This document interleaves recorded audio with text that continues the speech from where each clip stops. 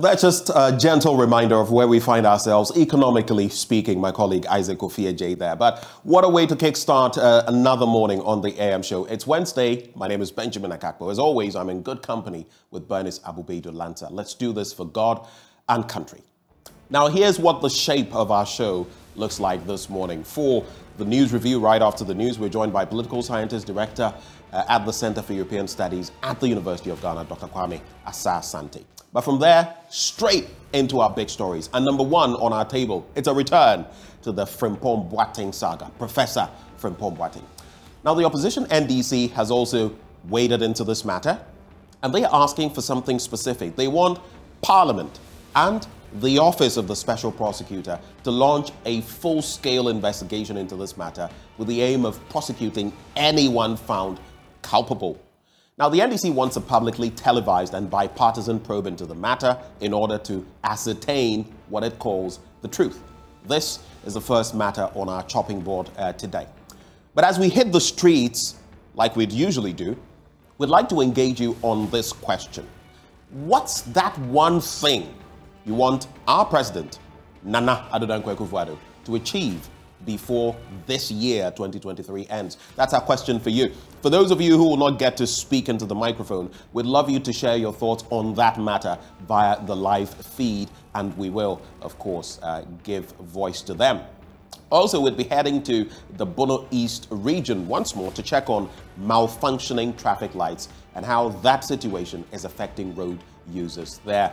All of that this morning on the AM show, together with, well, AM Business. It's a Wednesday, of course, and courtesy of EcoBank, the Pan-African Bank, would come your way with another installment of AM Business. Today, some drivers are unhappy with what they describe as a cumbersome claims payment process by some insurance firms. You remember the uptick in prices, in the percentage and all of that, but how is it affecting these drivers? Today, we get into that all-important issue. All that on the chopping board. But up next, let's get abreast of the news.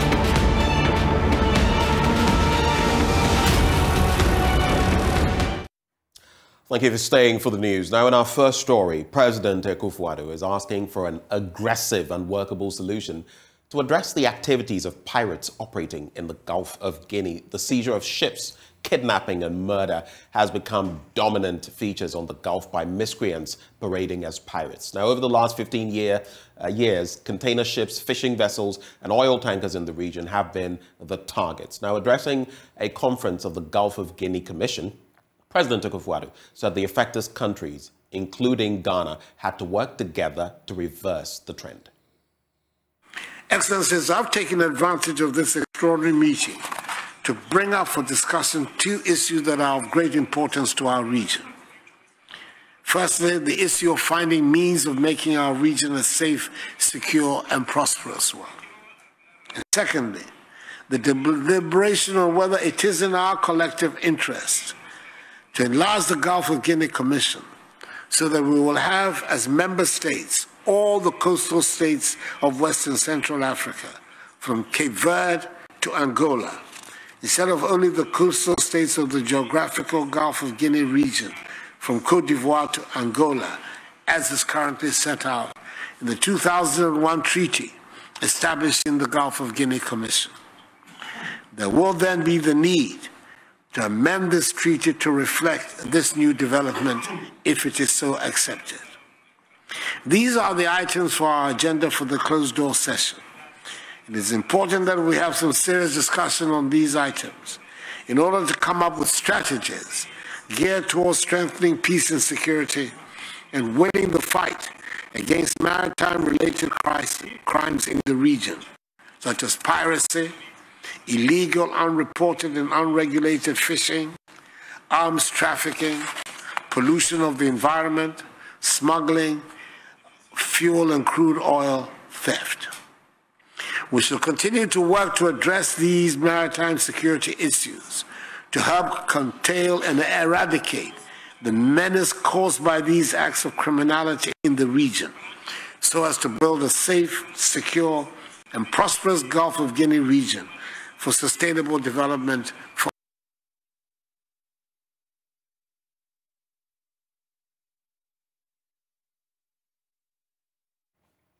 Well, let's talk a bit of health now. And the Anopheles stephensi mosquito has been known to resist many insecticides, making it difficult to fight it. So we ask, how does the mosquito do this? In the third of our series on Anopheles stephensi, JoyNews' medical correspondent, Dr. Netta Pasram, takes a look at how the insect has been able to achieve this level of resistance. We know that the Anopheles stephensi's peak biting times is between 6 to 9 before you go to sleep. We also learned that it's able to withstand temperatures about 3.4 degrees Celsius lower and higher than that of the Anopheles can be. Here is something else to know about the Anopheles stephensi. Research has found that it is resistant against insecticides. A class of insecticides known as pyrethroids has been recommended for the control of mosquitoes in many parts of Africa. However, this heavy reliance has caused many of these mosquitoes to develop resistance. A study carried out in 2020 on insecticide resistance in Anopheles stephensi in Somali region found that the mosquito was resistant to several classes of insecticides, including pyrethroids and even DDT. Yes, insecticides are supposed to be our defense. How does it do this? So it has 29 insecticide resistant genes being reported in it, which has previously not been covered. This covers genetic mutations, it covers metabolic enzymes that are capable of degrading. In fact, the whole spectrum of insecticide resistance that we know, it has the genes that are responsible for them have also been identified. I mean, specific genes that are very susceptible to changes. All right. In fact, people even described it in such a way that they are point where gene drive could be explored, because there are certain portions of the genes that are changeable. Regardless, remember to sleep under insecticide-treated mosquito nets, wear long clothing, make use of indoor residual spraying, and don't forget that you can use insect repellents. For Joy News, Dr. Netta Pasram.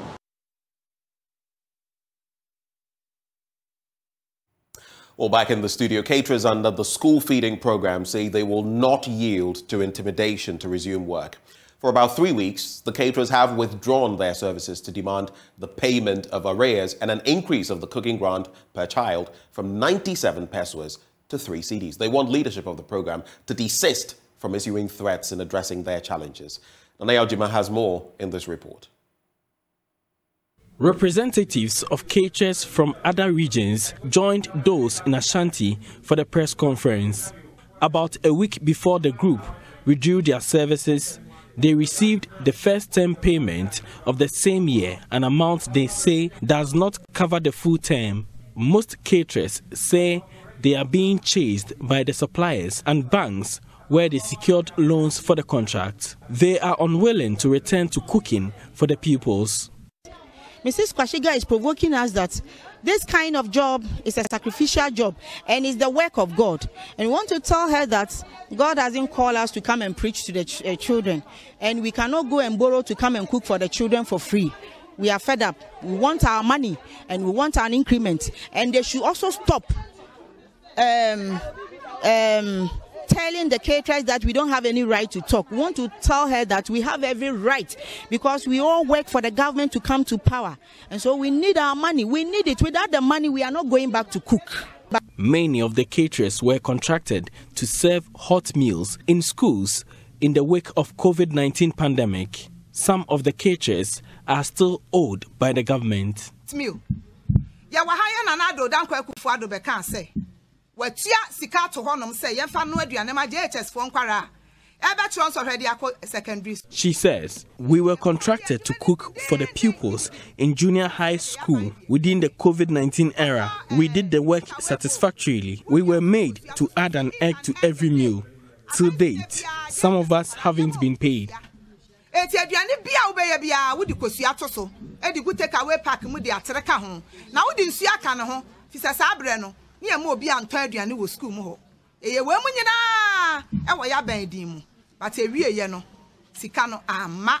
Meanwhile, the caterers are pointing to some anomalies in the school feeding program and have called for an audit.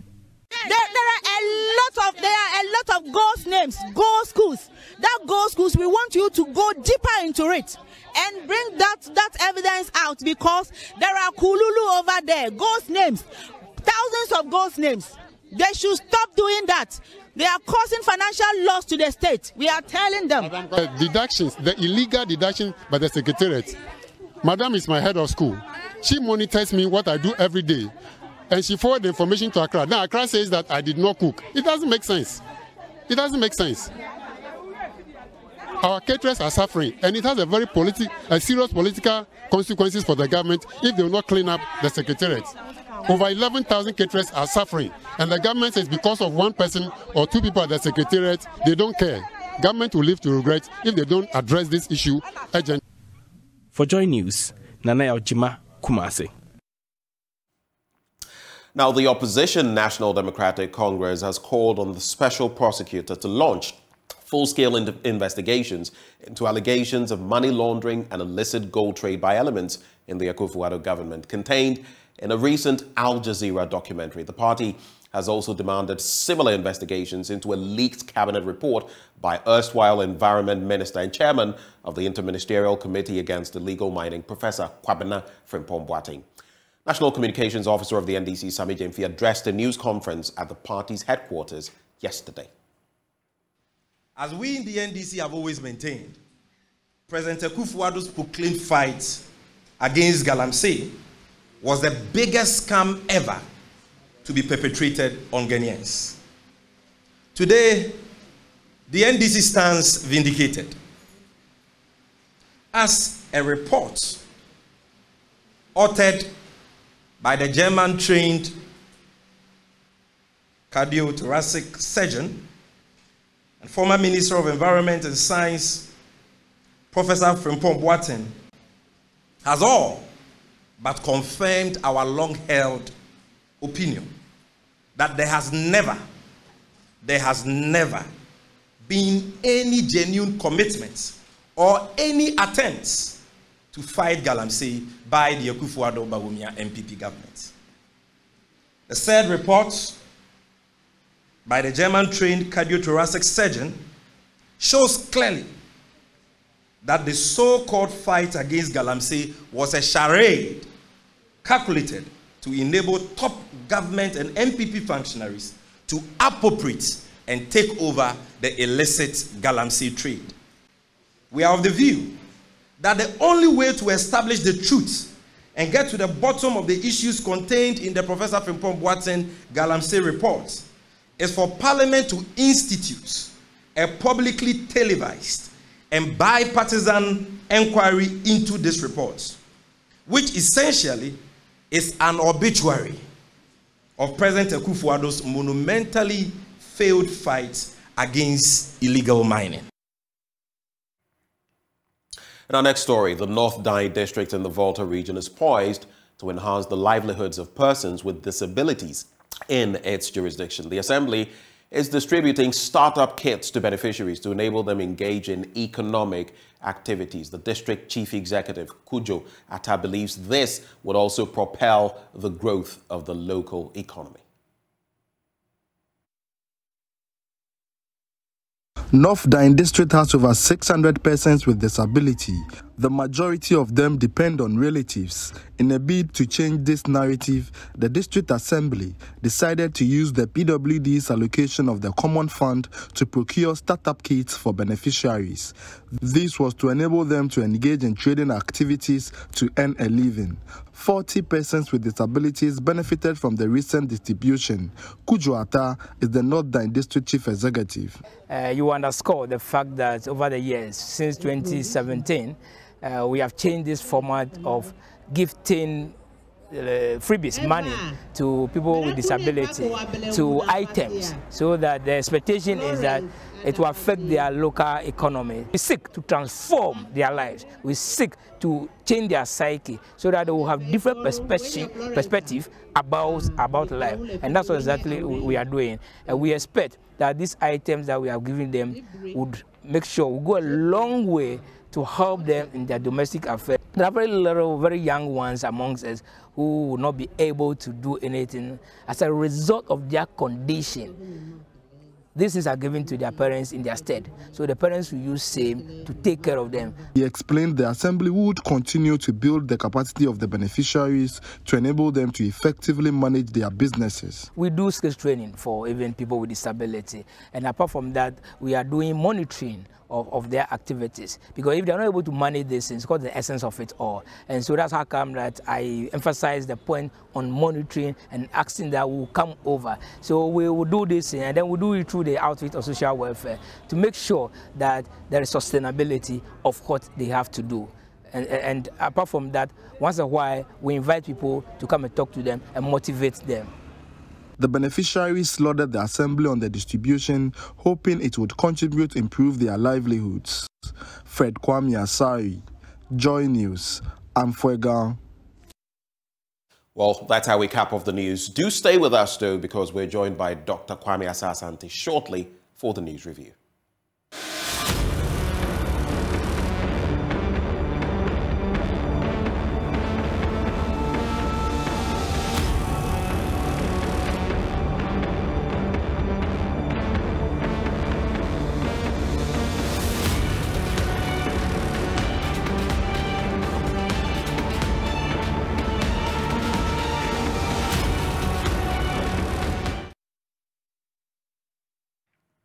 Time now for the news review. Thank you for, well, allowing us to come into your homes or on your gadgets, whichever way you're watching us this morning. We're joined by Dr. Kwame Asante. He is a political science lecturer.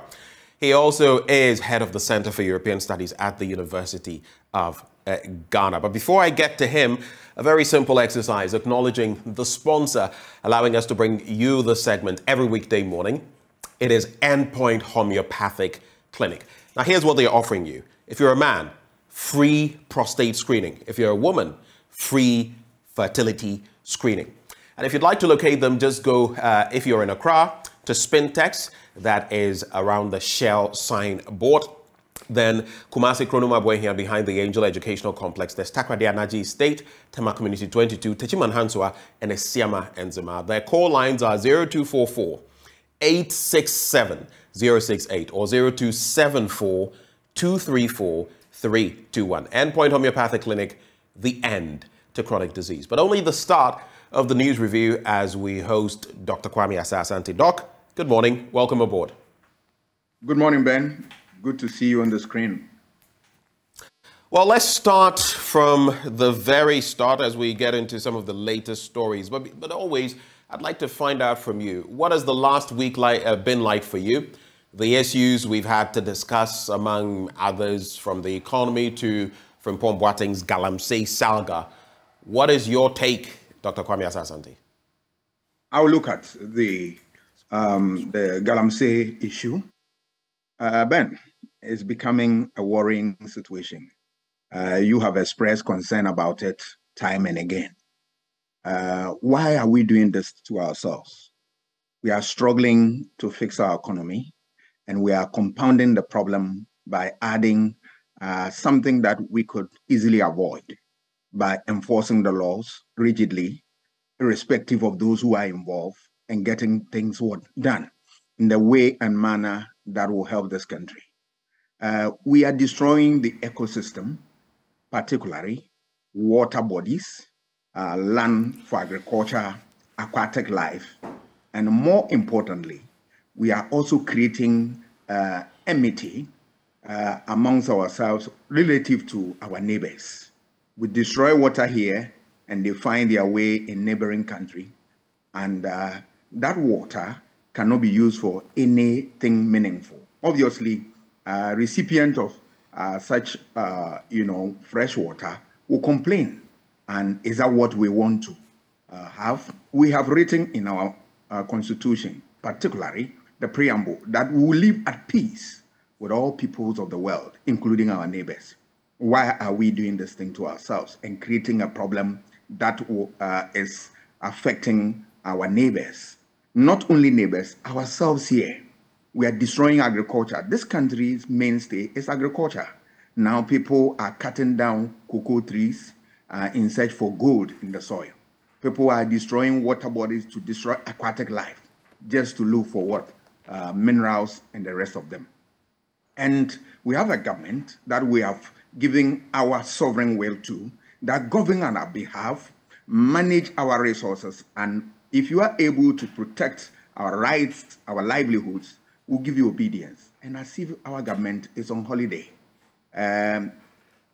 If you look at the stories, the Professor Frimpong Boateng's explosive report that he has churned out, one would have asked whether that information was worth considering by the government. But if you look at the response of government, it seems as if that it was the professor's own business writing something like an ordinary document to them.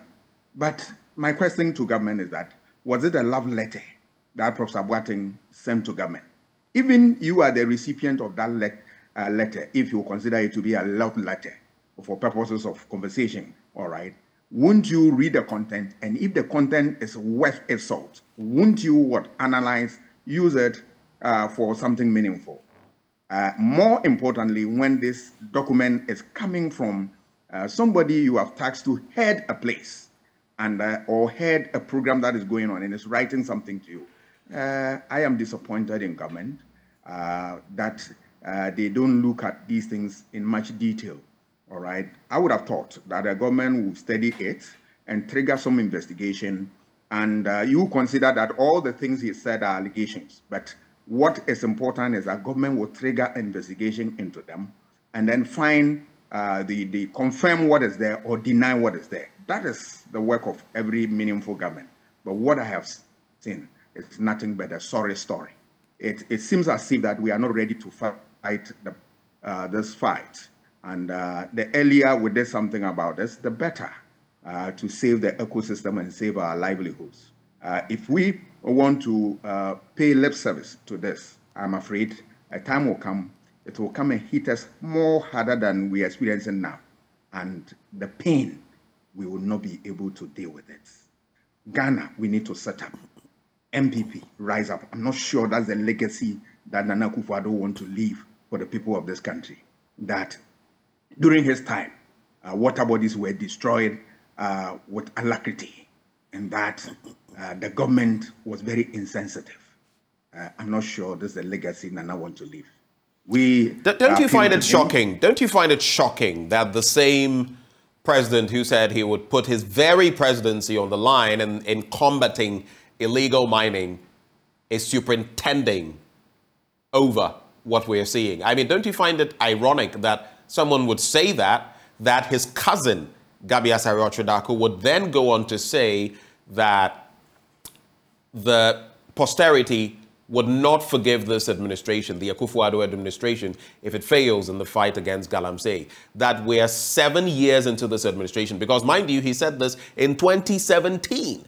And we're in 2023, just a year plus away from election year. And this is where we find ourselves. In fact, just to paint a better picture, and it's always good, we work together. So I'm going to quote what my own big brother, my good friend, Kafui Day, who is on GTV or GBC, he put a few things out there yesterday, and I'll share some of them with you. Our own Erastus Asare-Donko, among others, have been doing a fantastic job. He's also been doing that last year. So he posted something on Twitter. The River Pra in bottles, 7 months apart, okay? And you can just, check it out.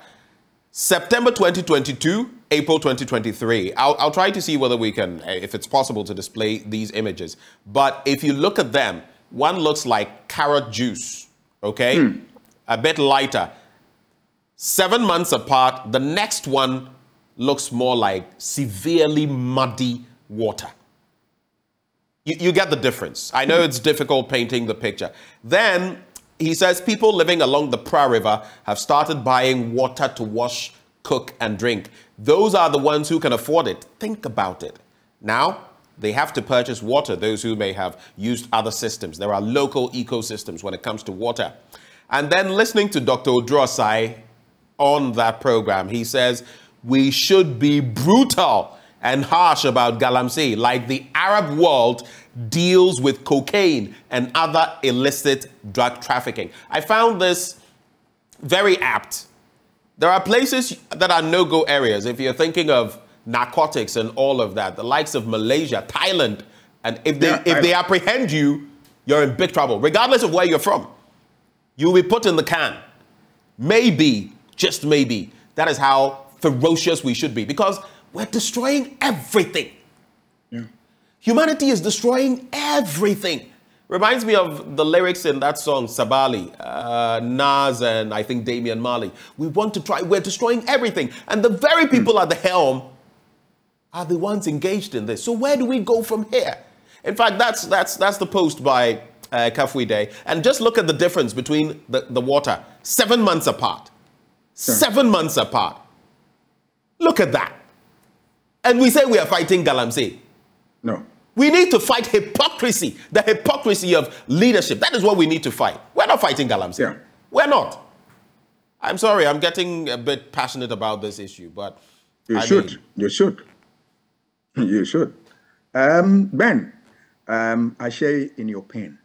I also have a very painful experience looking at all these things. We don't need water with any of such colors that is before me. We don't need any of them.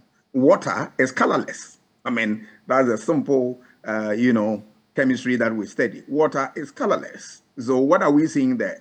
It's something that is either a toxic material or something else, but it's not water. Certainly so. If you look at definition of water and all its properties in chemistry, this is not.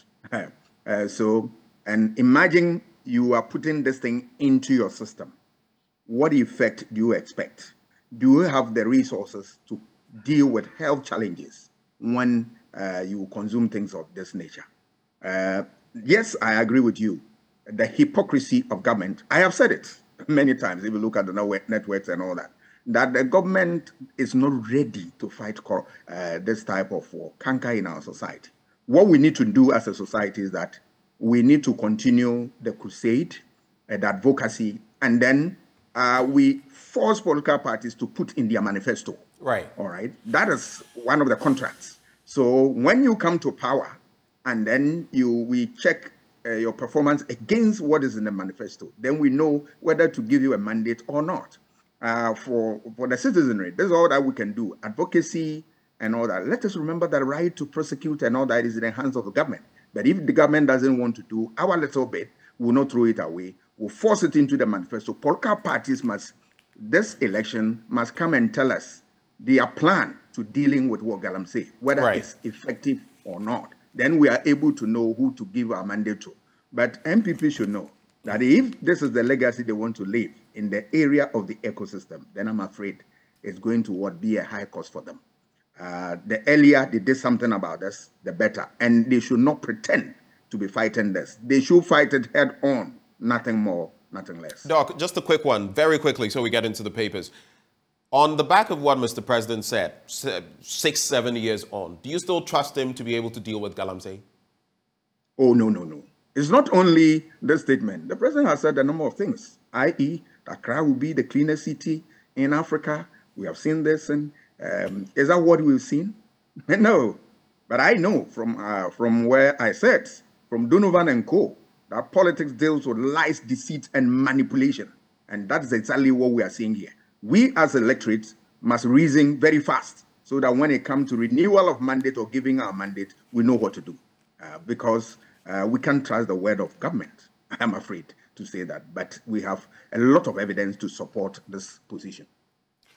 Let's get into the Daily Graphic newspaper. Lifeline for non-professional teachers, NTC, to issue emergency license. Their special supplement on Otumfuo's 24th coronation anniversary. And yesterday, he was taken on by one of my guests, Elizabeth Va, on this very issue of Galamsey, that the chiefs ought to do better, that they have a lot, wide powers that they can also use. And then we know that some chiefs are mired in Galamsey. In fact, in one of those addresses last year, Otumfuo himself made mention of how he was fully aware that some of his chiefs were mired in some of these circumstances. Well, some civil society groupings, Elizabeth Va of that environmental advocacy group, is calling on him and his like, maybe paramount chiefs across the country, to do more in terms of the fight against Galamsey. Probe illegal mining allegations against appointees,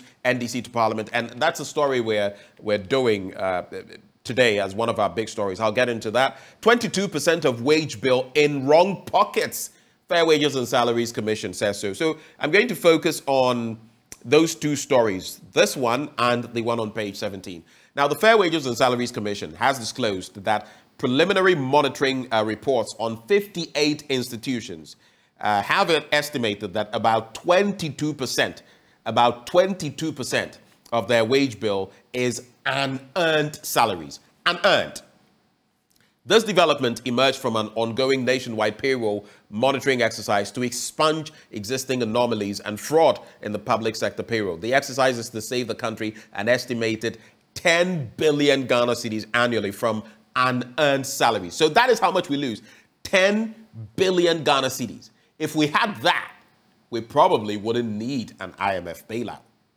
The Fair Wages and Salaries Commission disclosed this at a consultative meeting with chief directors, coordinating directors, and human resource officers at the various outfits under the civil and local government services on the exercise. Of course, pictured there, Benjamin Arthur, chief executive officer.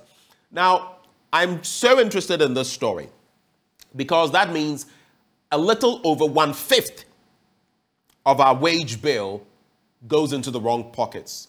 Unearned salaries. Last year, we were talking about different institutions from the Auditor General's report, different institutions doing same, including the Finance Ministry, where there were at least 3 people who didn't even work. They were not on the Finance Ministry's payroll, yet they had been getting salaries for years. And I was if I recall correctly, if memory serves, I think one was earning about 10,000, another over 10,000, another up to about 20,000 cedis. Imagine that.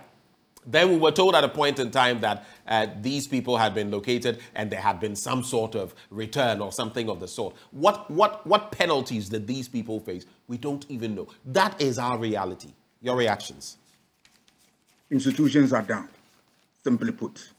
If we have strong institutions that work, all right, they will eliminate all these things because we have set institutions, the rules, the regulations to guide the conduct, because we believe that for human society, there is the likelihood for these things to emerge in every society.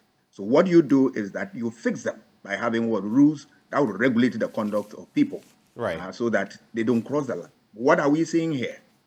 Right? We always glorify some of these things by our actions, whether tacit or otherwise. Because I don't see why the audit sections of, and remember that if you look at all the public institutions, they have auditors going around to check the processes. So is it the case that the auditors are not working? Is it the case that those who pay them, they don't know the people they pay? Is it the case that we are paying ghosts? We are paying ghosts. I recall when President Kufuor was in office, Mr. Yaosafo Mafo spent all his time removing ghost names from the government payroll. And one would have thought that that would end the whole story. Today, we are hearing a different thing. It means that we are not doing the monitoring as we're supposed to do, and we are not ensuring that institutions work. If we want to right this wrong, we need to enforce the institutions rigidly, let them work, and then apply the necessary sanctions where the need arises. But if we want to run away from this, I'm afraid we'll come back, lament over it, and another time the matter rear its ugly heads one more time, and the consequences there for us to see. We need to be serious as a country, and there is no time for us. Every time we are hot, financial bailout, we go to IMF, whoever. A time will come that nobody will look at your face because they know that yours is nothing but mismanagement. I'm sure that as we are going forward, as the World Bank, IMF, they are experiencing the downturn of economies, and then the role that managers of economy they play in sending countries there. A time will come, they will tighten the noose around all of us. And if we don't take care, we can't survive. I can't see why we can't deal with this. 10 billion Ghana cedis slip through our fingers. GII, Ghana Integrity Initiative, has told us $3 billion slipped through our fingers through corruption. In fact, according to the finance ministry itself, I recall the finance minister saying that just over about between 4 and 6 billion. I mean, the figures vary, but imagine that about 6 billion is lost every year. And then you add this that we're losing as far as wages are concerned, another 10 billion. We probably would have no business going to the IMF. But because of sloppiness, we're here. Ben, you even end there. Look at the financial waste that are captured in the Auditor's General Report. If you add all to this, is it not the case that we don't need IMF? Prudence is missing in the economic affairs of this country. And if government don't have the needed resources or the knowledge, they need to go for tutorial as well and stop wasting our time. Well, let's get into the next batch of stories as we get ready to wrap with the Daily Graphic. So there is probe illegal mining allegations against the appointees NDC to Parliament, and the NDC has called on Parliament to, as a matter of urgency, investigate all individuals, including government appointees cited in the Professor Kwabena Frimpong Boateng report on the activities of illegal mining in the country. The party, led by its National Communications Officer, Sami Jemfi, said the probe was necessary to unearth the truth contained in the report to help sanitize the mining sector and protect the country's natural resources. The party also called on Parliament to probe the money laundering allegations contained in that Al Jazeera investigative report. It has also called on the special prosecutor to investigate and prosecute all persons found culpable in the two reports. I find it interesting because they are talking about, a probe, even the parliamentary probe that will be open to the public, that will be televised and all of that, which is a good thing. I don't see them, or at least I have not heard them, because the report by Professor Frimpong Boateng also mentions at least one person from the NDC. It cites, I think, in the Western region also, a district executive who also was mired in Galamsey. What is good for the goose is good for the gander. Whether there are 100 people on this government side and maybe 1 or 2 on the opposition side, everybody has to be dealt with in the same manner to sanitize the system. But there's this story I saw that I wanted to just top up on so we can wrap with the Daily Graphic. Underage girls vulnerable to cervical cancer. I believe there is some sort of vaccine. I hear it's very painful, but of course it's efficacious. In other parts of the world, it is available. I don't know about Ghana, but about 2,797 women, including girls, are diagnosed with cervical cancer in Ghana every year, out of which 1,699 die. That is quite a huge number. Now, girls as young as 10 years are vulnerable to the disease, which is spreading at an alarming rate nowadays. And why wouldn't it? With how we are polluting our water bodies and all of that, who knows what the effects are of these chemicals? Because the food you are consuming comes from the hinterlands. A lot of the hinterlands are getting polluted by Galamsey. So cyanide, mercury, and everything in between. God knows what these people are using. These are leaching into farms, leaching into farm products, and we end up consuming them thinking we are eating something good. Yeah. Anyway, so it is increasing at an alarming rate nowadays. Some of them develop fast, start menstruating, and become sexually active at tender ages. Those are some of the effects of this. Anyway, quick reactions to those two. I'll start with the cervical cancer problem. Anything that affects health affect productivity and general livelihood. So we need to be able to find lasting solution to this. And you rightly pointed out the way to go is to have vaccines. You recall last week we looked at the present effort to get Ghana being one of the vaccine producers in the sub-region. It's a good thing. I believe that Professor Boateng and his team will extend their vision towards some of these areas. Thank God that he is an expert in that area, so he knows what to do. So he will support us in this regard for us to get vaccines and deal with this. We can't be losing young, productive people at tender ages, and that will not bode well for a country that wants to really build human resource and build itself economically. I also support, and I support 100% the call by the NDC about the probe into these things. Normally, when reports of this nature are rating, you want to consider it as raw material for investigation, because it's at this level, the allegations. And if you want to really get to the bottom, you probe into that so that you save, people who have not done wrong. And you also, those who have crossed the line, you mete out appropriate punishment for them. That enhances governance and builds into the system confidence. In a political system, the important thing is to be able to govern with honesty, and then you provide people with the right information. Once you do that, you energize the system and you get people to believe in the system. But if you turn a blind eye about things that affect society, and you continue to churn out information that is not correct, obviously a time will come, nobody will take you serious, and that will not bode well for a democracy. Democracy, you require information, easy access to information, but information must be genuine and proper so that whoever needs to be saved, you save him. Whoever needs to be punished is punished.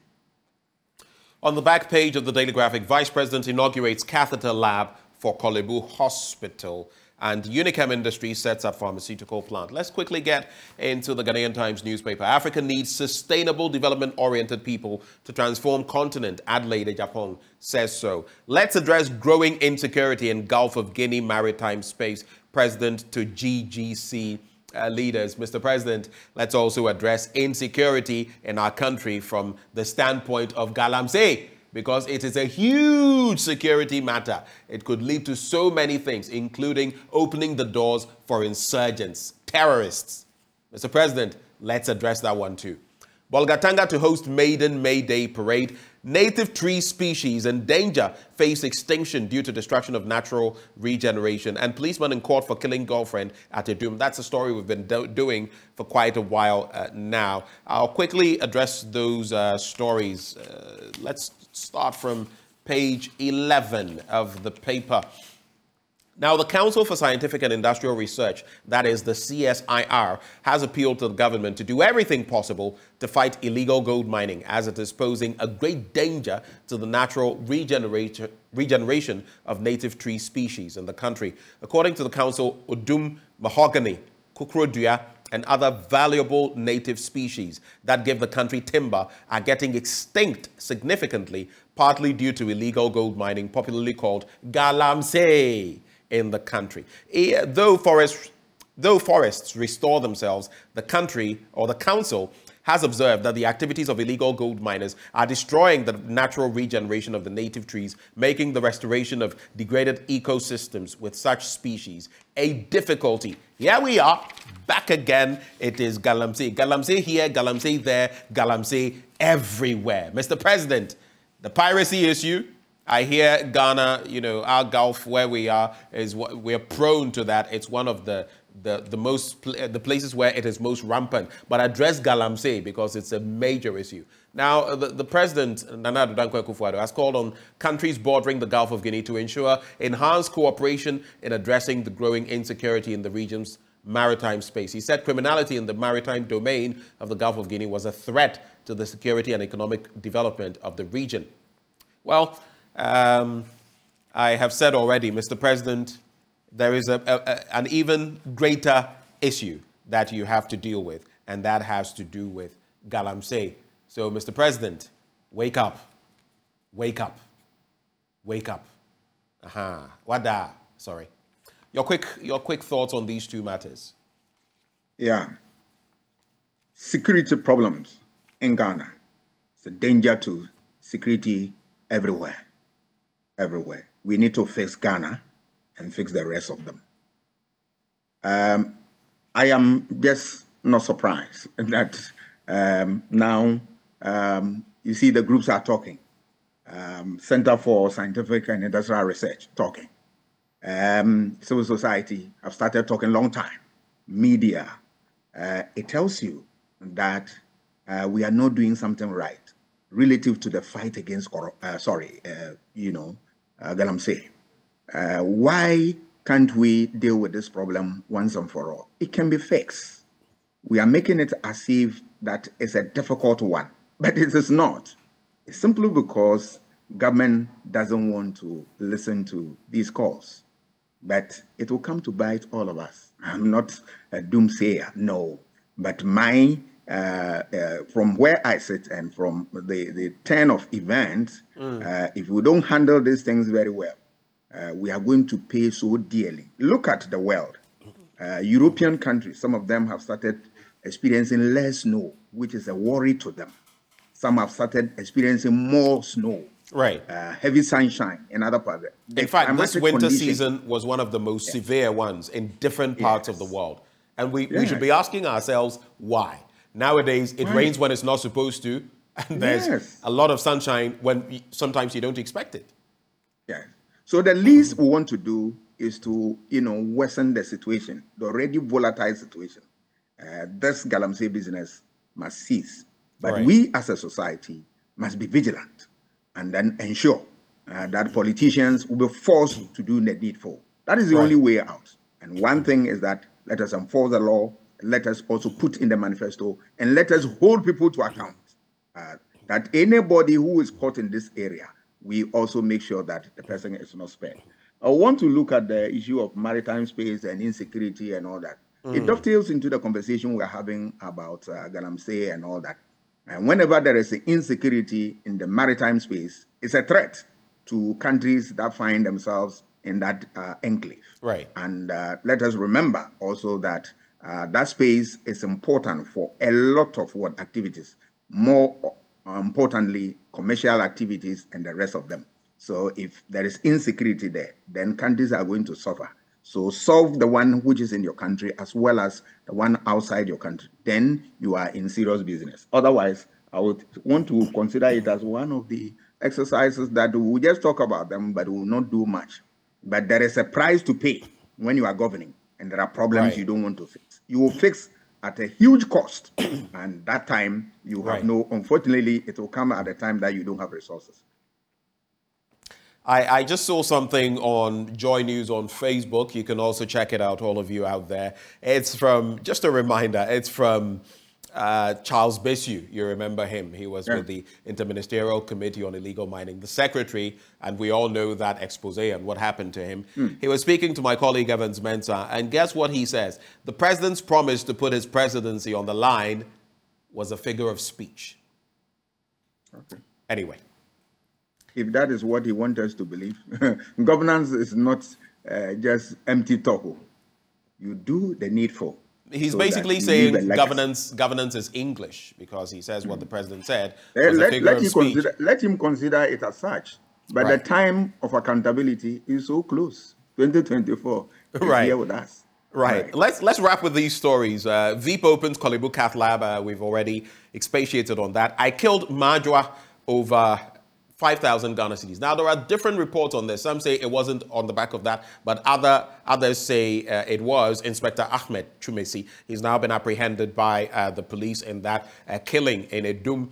No galamsey in a Kufuado backyard, says MPP. Richard Ahiagba, communication director of the MPP, has said so. And then 4 Ashaiman murder suspects freed. That story is on page 6. So the 4 Ashaiman murder suspects freed. We can just quickly get into that issue and also look at page 3 of the Ghanaian publisher, Africa Needs Development-Oriented People to Transform. So let's just look at this one. That story is on page 6, and then we leave.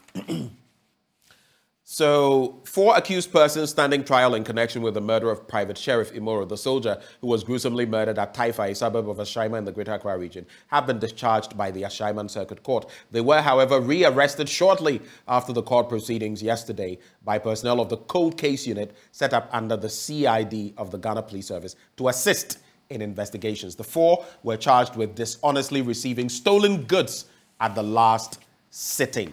And the Ghanaian publisher on page 3, the Chief Executive Officer of American International School, Mrs. Adelaide A. Siao Ejapong, says Africa needs sustainable development-oriented people to transform the continent. You can get further details in the story. And I would go as far as saying we need sustainable development-oriented leaders to transform the continent. Your final take, Doc, as we wrap.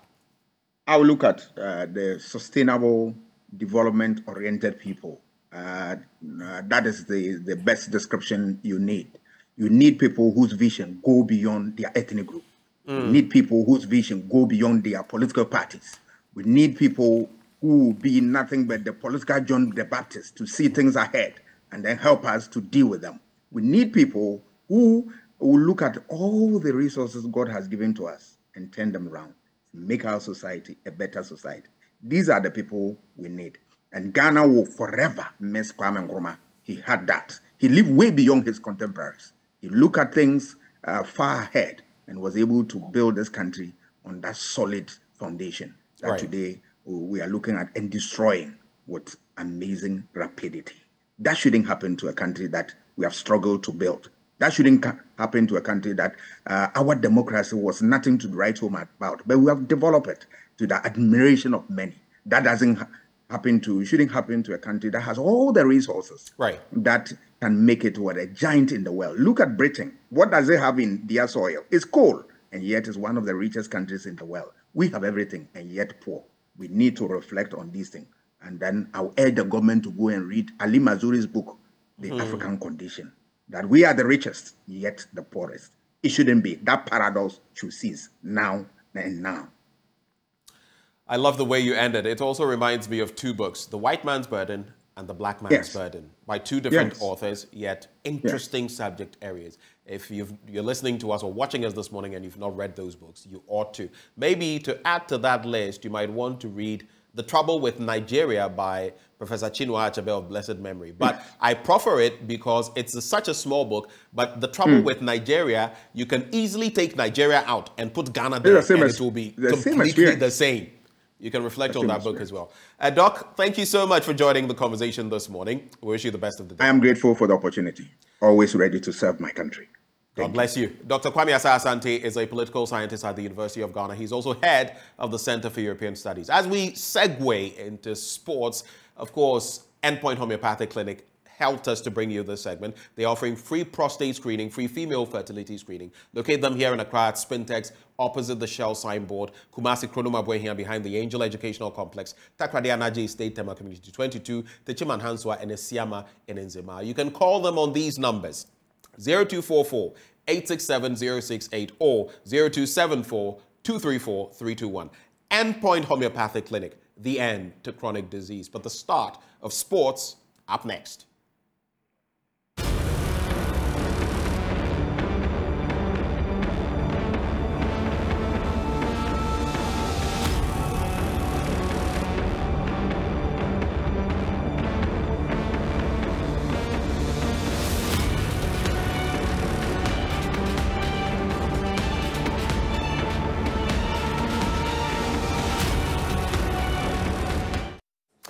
Let's do sports now on the AM show with me, Muftau Nabila Abdullah, and we start from the camp of the Economic Community for West African States. The regional organization have met to draw out policies for the governance of sports within the sub-region. There's more in the following report. An ECOWAS multidisciplinary task force met earlier today in Accra for the first of their 4-day meeting aimed at reviewing the ECOWAS youth and sports policies and the accompanying strategic plans of action. The multidisciplinary task force is made up of experts and officials of various sporting federations across the ECOWAS sub-region.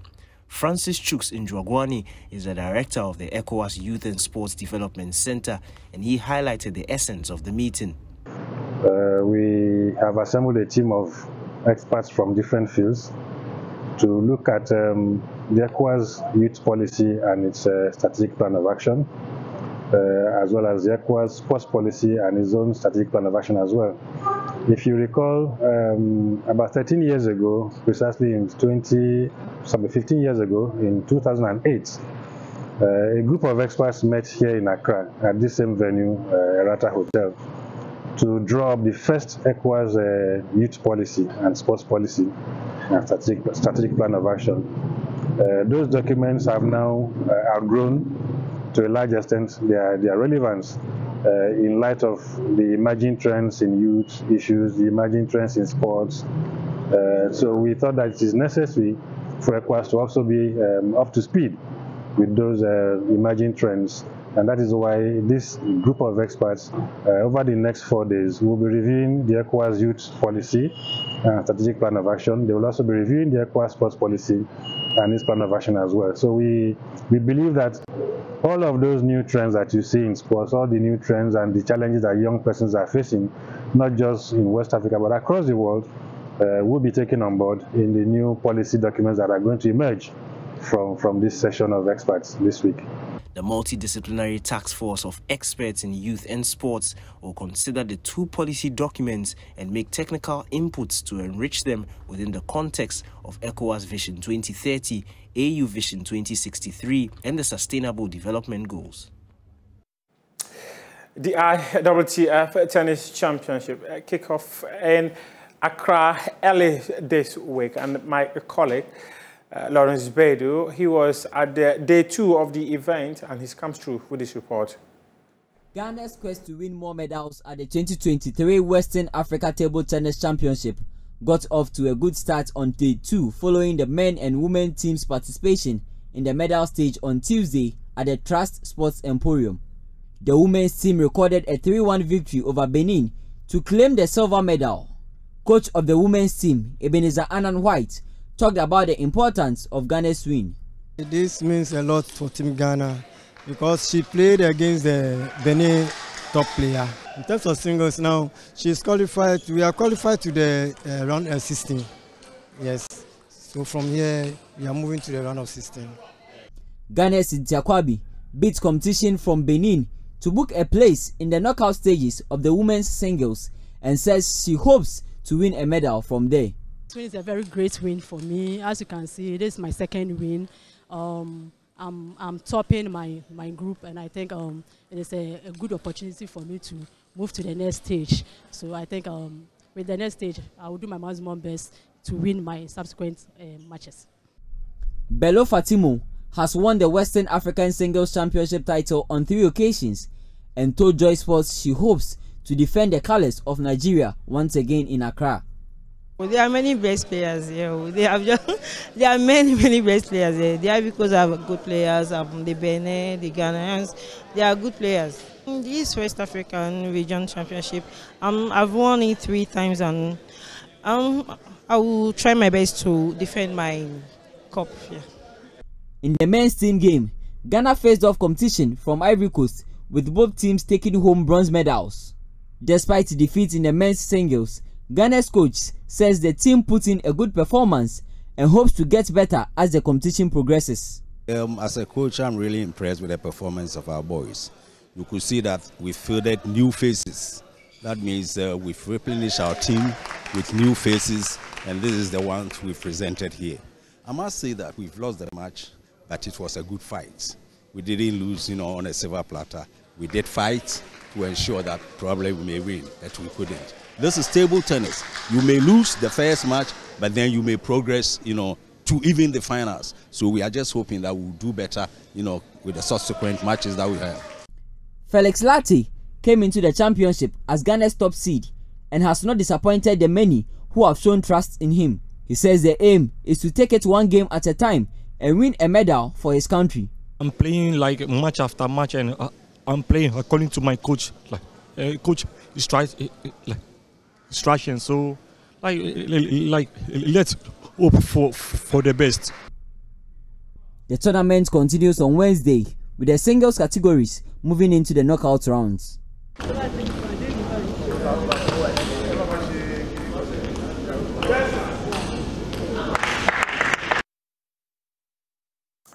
Let's do beach soccer now. And the president of the Ghana Football Association, Kurt Okreko, he says that the sport will soon gain grounds across the length and breadth of the country.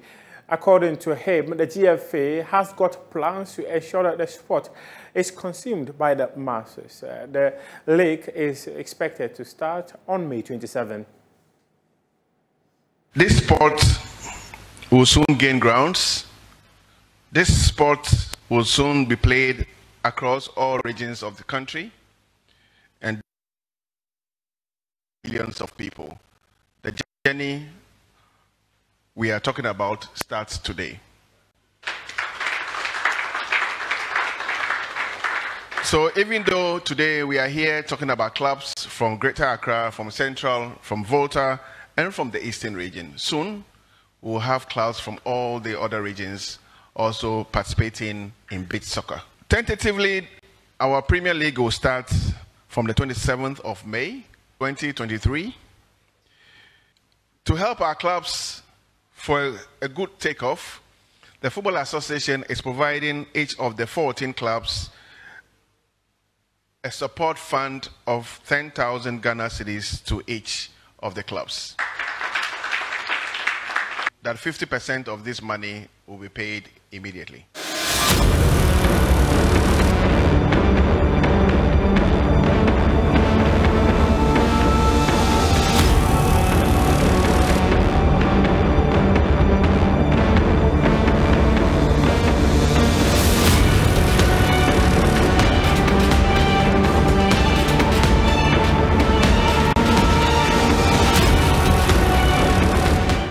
As we in the NDC have always maintained, President Akufo-Addo's proclaimed fight against Galamsey was the biggest scam ever to be perpetrated on Ghanaians.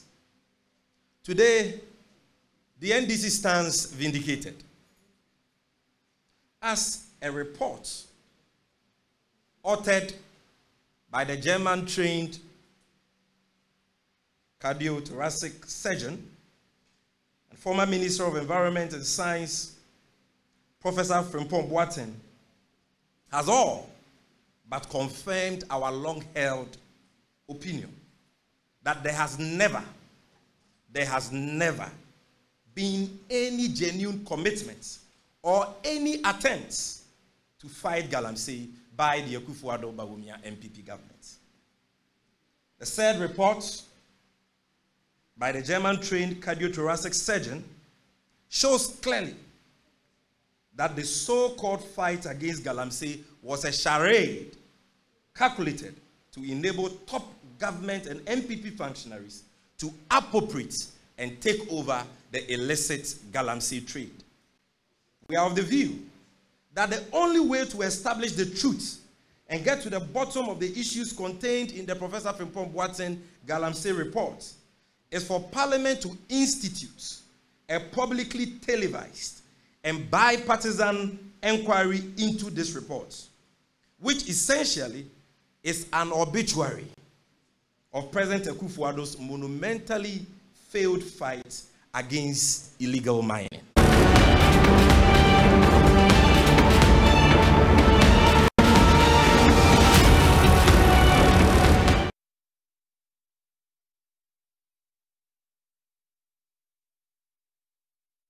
Thinking that we should escalate this conversation, we should seek environmental justice on the international level.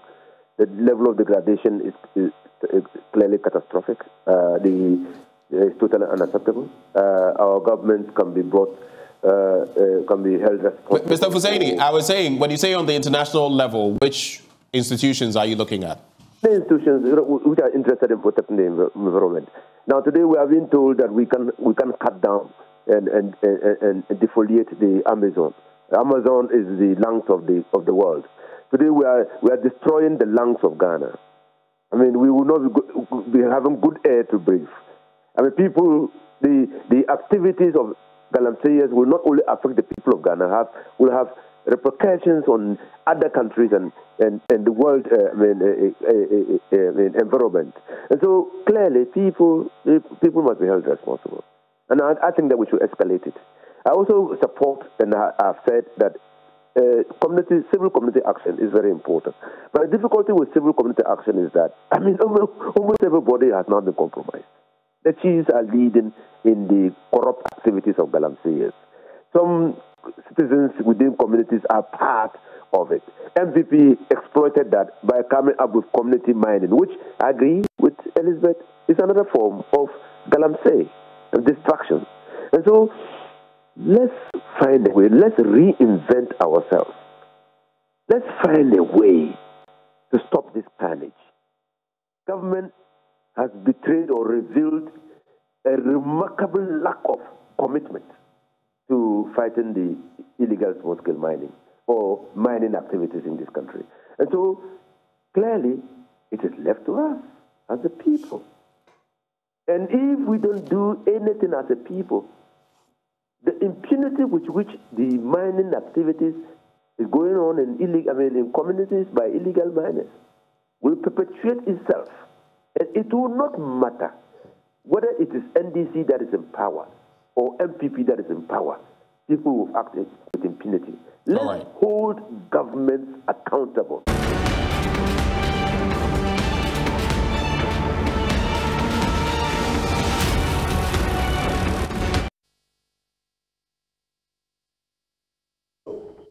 That the activities that they're involved in are jeopardizing the very survival of our nation. I took the decision that that would be a betrayal of the trust that the Ghanaian people put in me on the 7th of January this year. And as a result, we established this committee within the government to design a policy for us, not just to stop it, to reclaim the land, to let our rivers work again, but also to see how we can figure a way for all these able-bodied young men who are involved in this activity to find an alternative livelihood. So it's a package. It's a package that we have designed to try and bring this menace to a conclusion. I've said it in the cabinet, and perhaps this is the first time I'll be saying it in public. I am prepared to put my presidency on the line on this matter.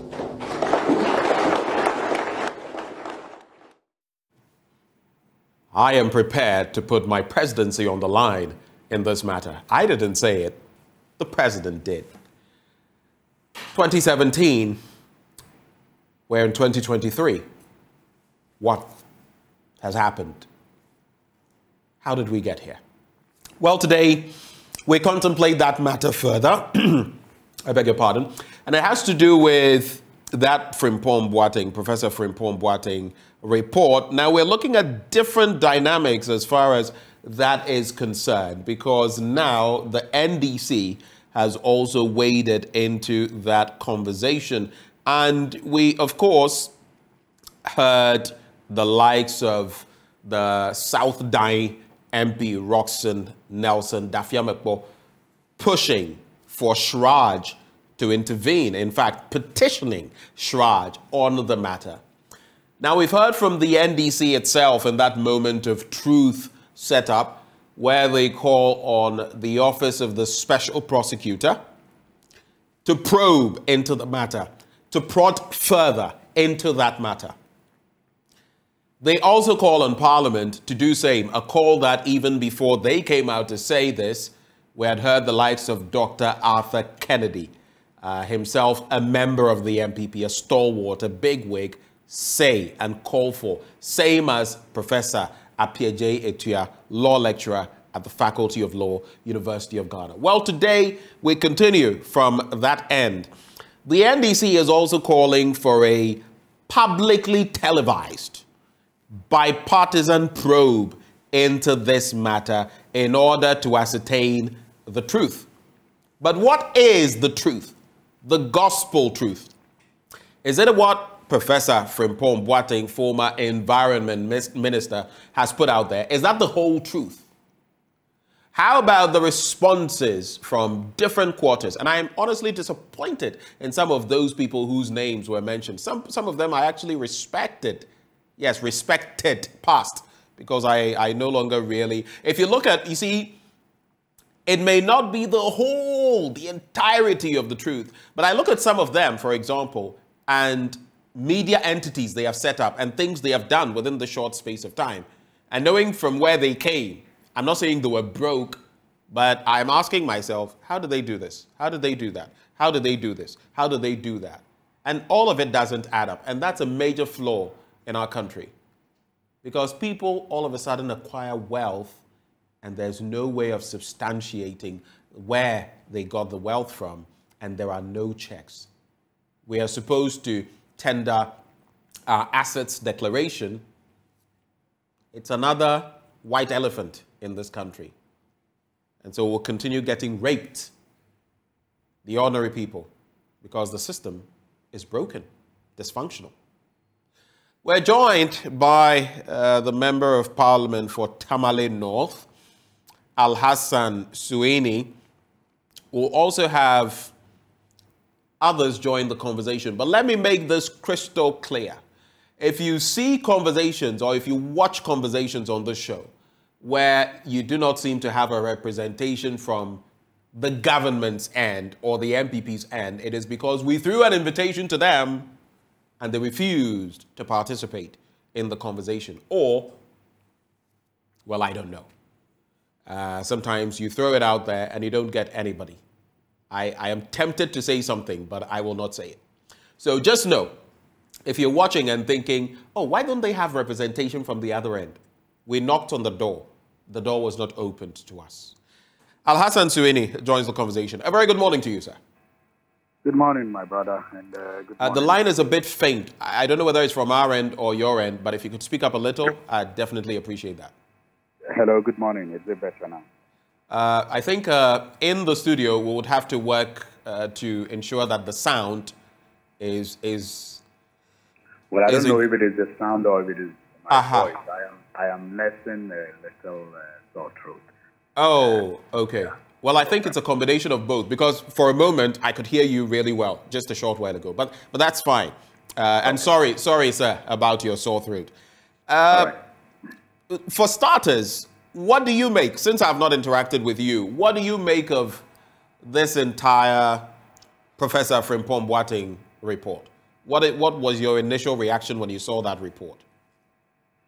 Well, first of all, my reaction was that of vindication. I wasn't surprised, not the least, about the content. I was excited that at least one of them, not an ordinary one of them, but one who was in charge of the interministerial committee, was bold enough to put name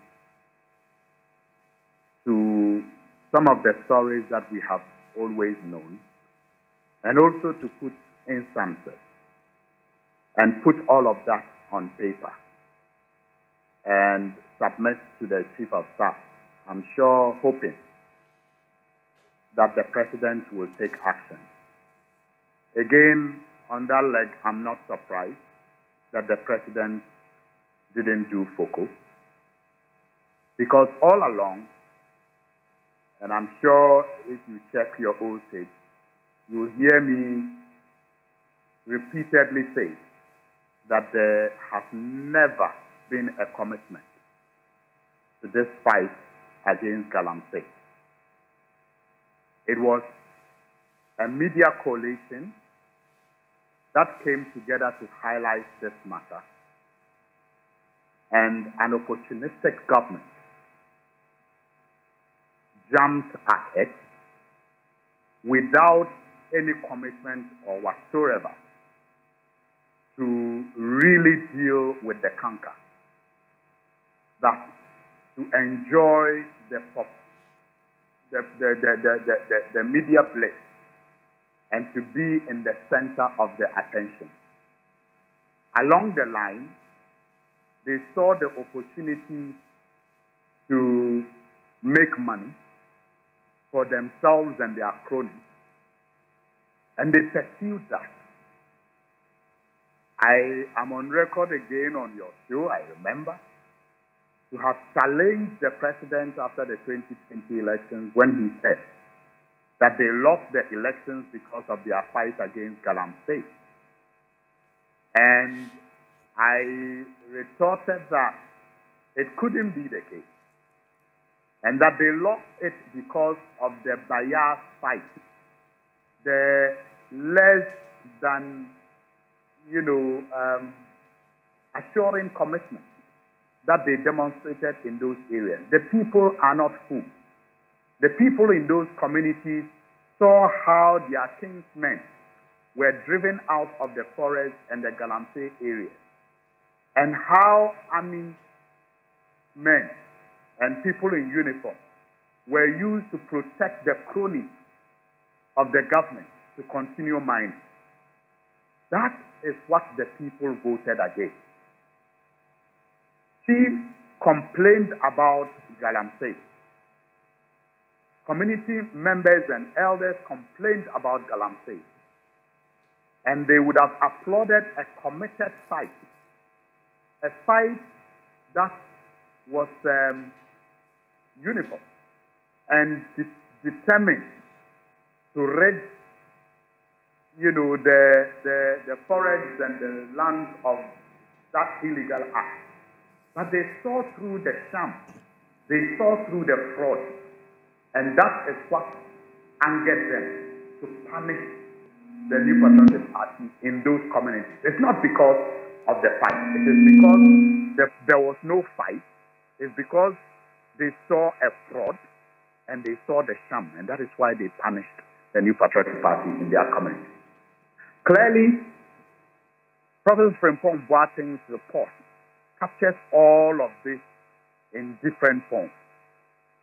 The fact that the army was used to protect some companies, the fact that the very connected lawyer of this government was used to protect some people to continue to rape our forests and our land, the fact that some media gurus were used and to all of protect. that. Can you hear me? Can you hear me, Al Hassan? Yes, I can hear you. You're saying very connected lawyers, among others. Whom are you referring to?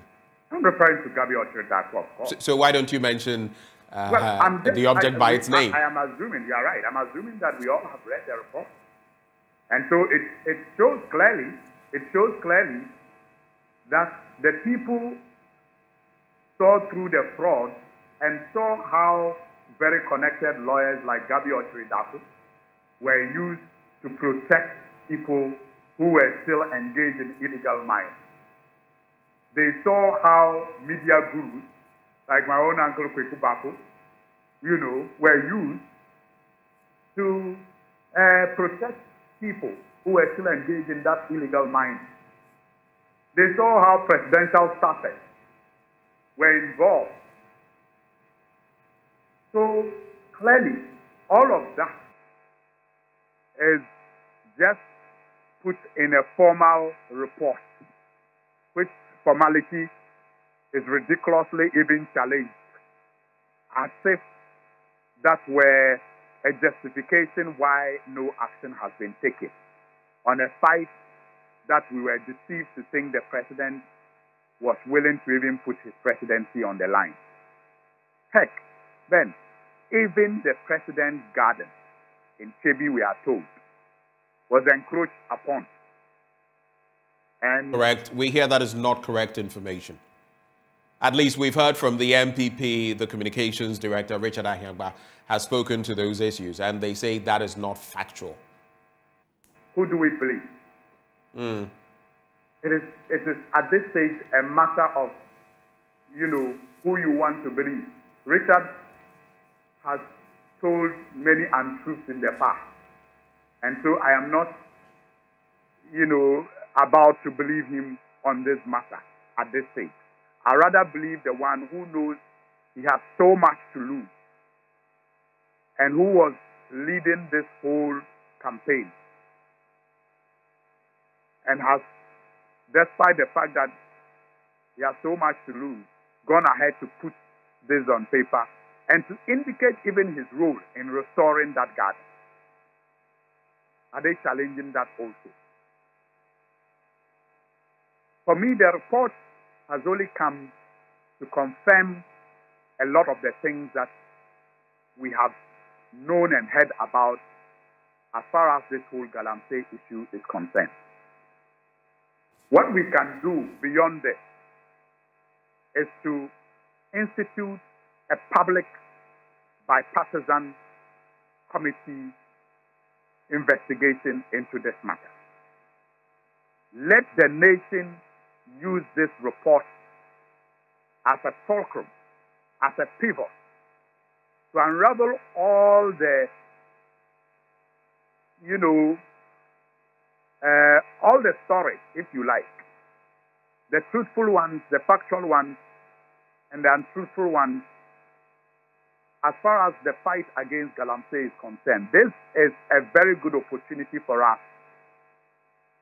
to separate the conspiracy theory as far as this Galamsey fight is concerned from the actual happening that sometimes limits the fight that we all must win to save our environment. Let us not let this opportunity pass.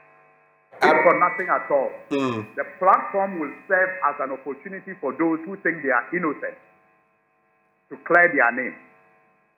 Let Charles Vitu come to that public platform to clear his name. Right. Let Kwekubako come to that platform to clear his name.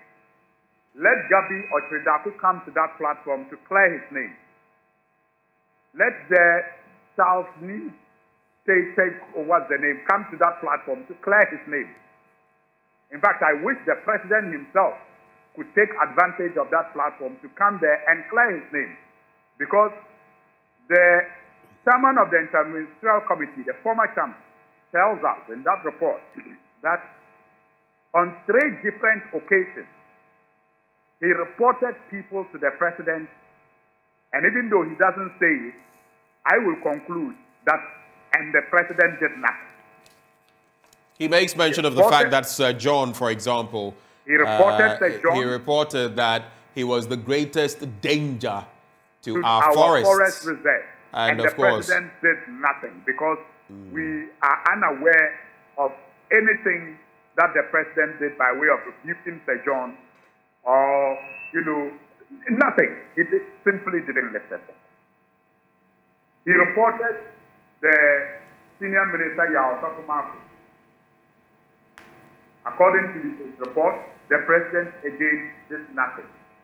And we already know that even beyond this report, Yao Sakumaku is on record to have told us how Aisha Wang could not be prosecuted for some economic benefit to the nation, clearly showing his deep involvement in Galamsey as he, facilitated the earlier release and deportation, so-called, of a Galamsey queen. So I'm not surprised that when the former chairman of the Interministerial Committee reports him to the president will do nothing. All right, let's Again, move. He tells us how he reported Gabi Ochredaku to the president. And the president did nothing. So I wish that the president will also even take opportunity of such a platform to clear his name. All right. I don't see that happening, though. But yes, we know of the names that were mentioned in this report. You talk about a public platform. We'll get to that shortly. I am concerned, though. So what should happen to these people, especially as their names have been mentioned? I mean, beyond this, if they are found complicit, what should happen to them? I want a brief answer on that because I want to get to something else tied to that. What should happen to them? Well, if I had confidence in the president and his government, I would have said and believed it, that when they are found guilty after a probe, they should be sanctioned to serve as a deterrent to others. I've heard Dr. Odrosai say on another platform, GBC to be specific, or GTV if you like, that we should treat perpetrators, like the Arab world treats those who engage in drug trafficking. And even outside of the Arab world, look at places like Thailand. If you're caught with narcotics, the penalties are severe. Do you agree with him? Do you agree with Dr. Odrosai on that point? As much as it is enticing for me to agree with him, I am unable to ignore the fact that our laws in this country may be different from the laws in countries such as he has mentioned. Basically, that it is obvious our laws are not working. So to make it that punitive will be the only way of resolving this. Well, that will require us changing our laws to make it punitive. But as we stand now, our criminal code may not permit some of the things that I agree with you are very enticing for us to, do to people who engage in this. Because, look, the crimes of Galamsey are crimes against humanity. It's not just crimes against individuals. It is what they do threatens our livelihood, our very existence. Apart from the effect on the ozone layer, look, sometimes in the air, when you look at the destruction that is caused to the environment, it is as if there were wounds on the skin of an animal or a human being. Like just consider the earth, a human being, and look at those, pits with water, and picture that this was a human being's body that they did that. It looks like wounds on a body of a human being. And it is affecting our agriculture. It is affecting our forest cover.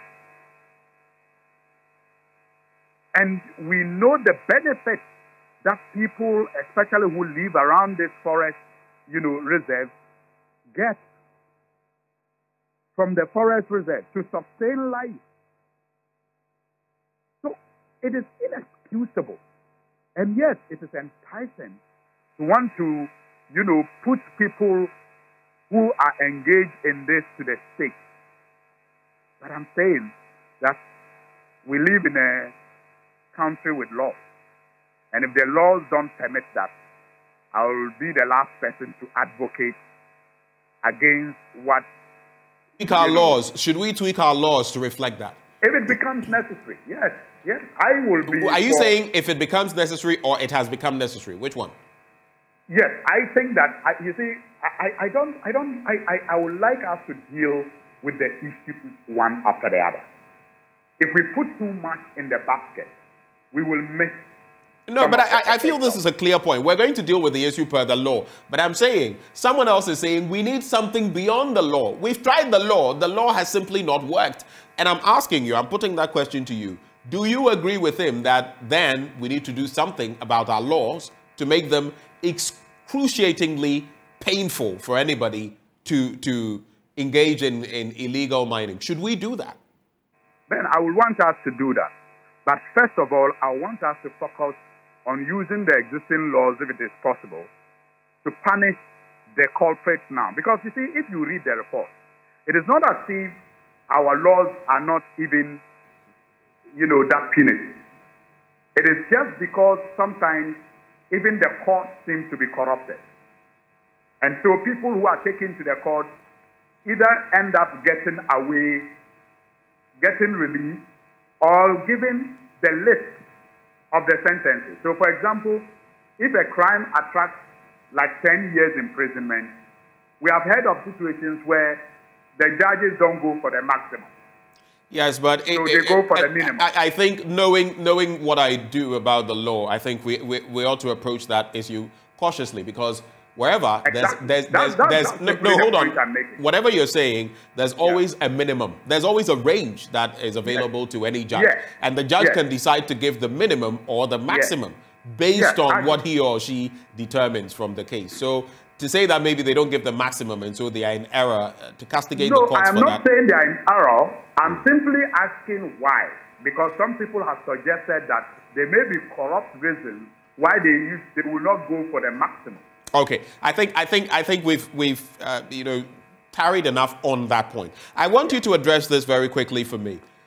In that report by Professor Frimpong Boateng, it's not only members of the MPP, some members of the NDC are also pointed at, a DC also in the Western region, among others. I have heard from your party the calls for a bipartisan probe into this, for Parliament to take it up, and for it to be on TV, live television.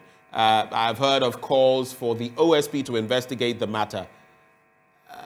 If members of your party are also found to be complicit, as the report suggests, what happens to them? We are, first of all, Ghanaians before we choose to belong to political parties. And the interests of Ghana must be served at all times. And anybody who stands in the way of that service to the interests of Ghana doesn't deserve any sympathy from anybody, whether the person is a comrade or a patriot. And that should be our attitude. That is the attitude that the president has not employed. And that is why we are where we are today. Clearly, if he had Ghana at heart and the interests of his citizens at heart and was committed to protecting and saving this country, he would not have ignored some of the reports that have come to his attention. He would have taken drastic action by now against his own people. But his failure is as a result of, I believe, his love for his party and its people more than his love for his country and its people. And I, as a member of the NDC, I just don't care who is affected in this group. If you engage in any illegality, you must pay the price. And this is not just a small, issue. I get the point. I get the point. I get the point you're making, Hassan. Just to make tracks, I beg of you. I get the point you're making, but here's what I find interesting. In all these conversations, whether it's Inusa Husseini, former lands minister, or any members from your camp that I've spoken to, you focus entirely on this current administration. And I realize, yes, the report is indicting a lot, damning as far as this current administration is concerned. But there are members of your party mentioned. Somehow you never talk about that until it is brought up. Why? We talk of the one with the ultimate responsibility to ensure that wrong doesn't happen. That should be our focus, and not who engages in the wrong. If the one with the ultimate responsibility is pushed and egged and chastised for not carrying out his responsibility, and he rises up to the occasion to carry out his responsibility, everyone who is engaged in that will be punished. What is the point in going for A or B who is said to have been engaged in and you see, when we talk of these things, I'm sure you have listened to us. How many times have you heard NDC people even talk about the companies that were involved? They're not talking about the companies involved. So clearly, if one NDC or two NDC people are involved, you don't expect us to focus on that. We are talking about those who are wielding influence and using that influence to to facilitate the illegality. That is why you hear us mention the names of Gabi. Gabi was not mining, but he was protecting a company that was mining. How many times have you heard us talk about that company? You hear us talk about the presidential staffers. They were protecting, those are the people with the responsibility, and they are those that we pay with our tax money. They are those that the government of Ghana, takes care of, because we expect a certain responsibility, towards us. And that is why it is important that we highlight it. We get nothing going to talk about the C&J company. It is a fraudulent company, but if people who are supposed to, protect us from its fraud are facilitating it, we need to hold those people responsible. And then if they begin to discharge their duties, that company will no longer have any space to offer. That, for me, should be the focus, unless you disagree with me. Right. Now, talking of those public platforms, you've petitioned a few, but even before we get there, just for a broader conversation as far as this Galamsey issue is concerned, we know that it's affecting water sources. Like I quoted earlier today, my own good friend Kafui Day, and what he put out recently concerning those living along the Pra River who would ordinarily get water for basic bits, domestic use. Now they have to buy water, and that is even for those who can afford it. How about those who can't afford it? As we pollute our water bodies, we're gradually creating a national security problem. In fact, we have created it. But when it gets to the fore, we know what the consequences will be. But today there was a story in the Ghanaian Times newspaper on page 11 that made me want to highlight the issue further, because guess what? The caption is, effects of illegal mining on forests. Native tree species in danger, face extinction due to destruction of natural regeneration. And just to couch just a little bit of the story, the Council for Scientific and Industrial Research, we all refer to them as the CSIR, has appealed to the government to do everything possible to fight illegal gold mining, as it is posing a great danger to the natural regeneration of native species in the country, native tree species. They talk about odum. We all grew talking about odum, mahogany, kukrodria, and other valuable native species that give the country timber, which are going extinct significantly, particularly due to illegal gold mining, also known as Galamsey, in the country. That is how deep, that is how bad this problem is. We're creating such a mess, not just for ourselves, but for the generations yet unborn. They will have to come and deal with this. We've been told that if we even stopped illegal mining today, everything comes to a stop. It could take as long as 100 years for our water bodies to be restored. Yet, again, sourcing my own media colleague, Kafui Day's post, if you look at the Pra River 7 months ago and the Pra River now, it has become even worse. I can only imagine what the turbidity levels will be like. I can only imagine what processing water like that for consumption will be like for the Ghana Water Company Limited. It is pathetic. It is cruel. It is wicked. And yet, we're all sitting.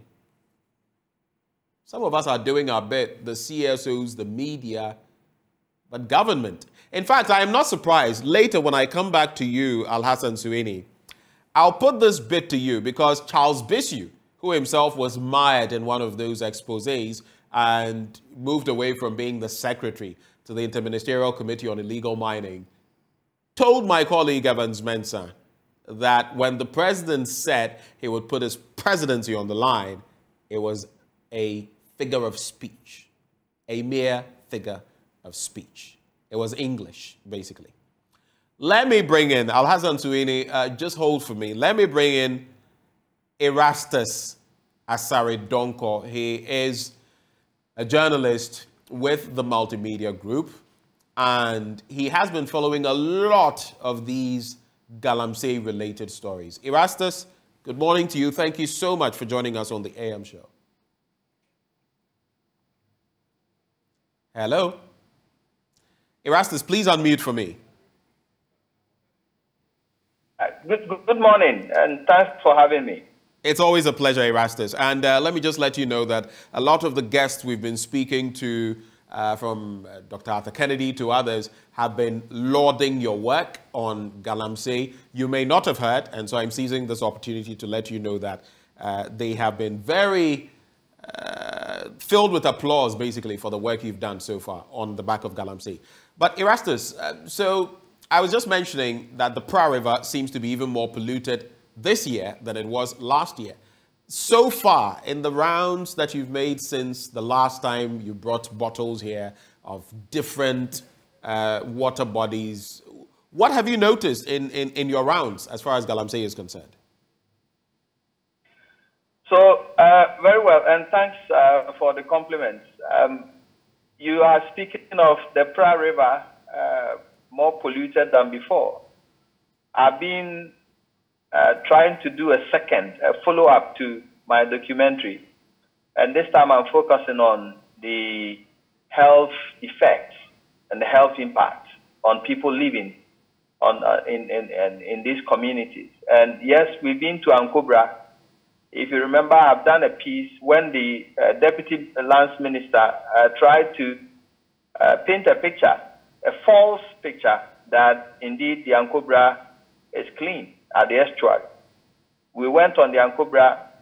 We used a boat to go for 4 hours from the estuary right to Banso, Dominase, Angulenzo, Douale, all the communities along the Volta River. And I tell you, it's more polluted than we saw it last year when I did the documentary. In fact, at Prisia, Bogoso, the touch point under the bridge, it was so murky. It looked like some muddy pool. And this time around, for the first time, I am seeing Shamfan sitting on the Ankobra. I was shocked, because normally you don't see the Shamfan operators working on major rivers like that. But for us to see a point where they blocked the river at a point and they were doing the washing and everything in the Ankobra, I was shocked. Wow. At a place called Angulenzo, there was another point there. Over 10 Shamfan machines sitting directly on the Ankobra. When we got to Banso, a number of them. At Dominase, the same. When you go to Bogoso, the tributaries leading to the Ankobra, lots of Shamfans sitting on the river. And you had people who live within the communities boasting of it in front of our cameras, telling us that literally translated that if you will not allow us to do Galamsey, this is how the river is going to look. It will even look worse. And we have this on camera. And I tell you, the number of excavators, when we flew the drone on the sides of the Ankobra, mining with impunity, it will shock you. And this is just a month ago. We went there about a month ago. When you go to the Offing, as we speak, the Offing is no longer a water body that contains life. You can count over 400. It's as if they manufacture the Shamfan on the Offing. Now it's everyday business as usual. They are sitting directly on it. All manner of chemicals running in and out of the river. In fact, when you pass through I Am Free, Wasada Dieso, through that road, there's a place called so by the roadside, the main I Am Free road, roadside, both sides, deep excavation going on as if, I mean, like there's no authority, nothing. it's so shocking, eh?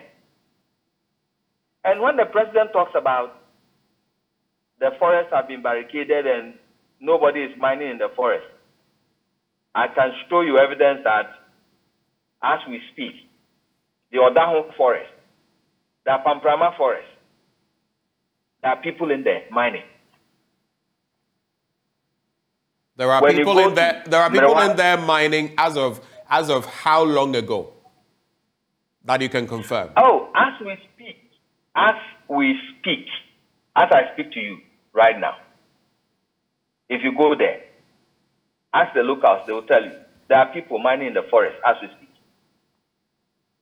So what the president said, and when you, what the president said versus what the picture is on the ground are diametrically opposed.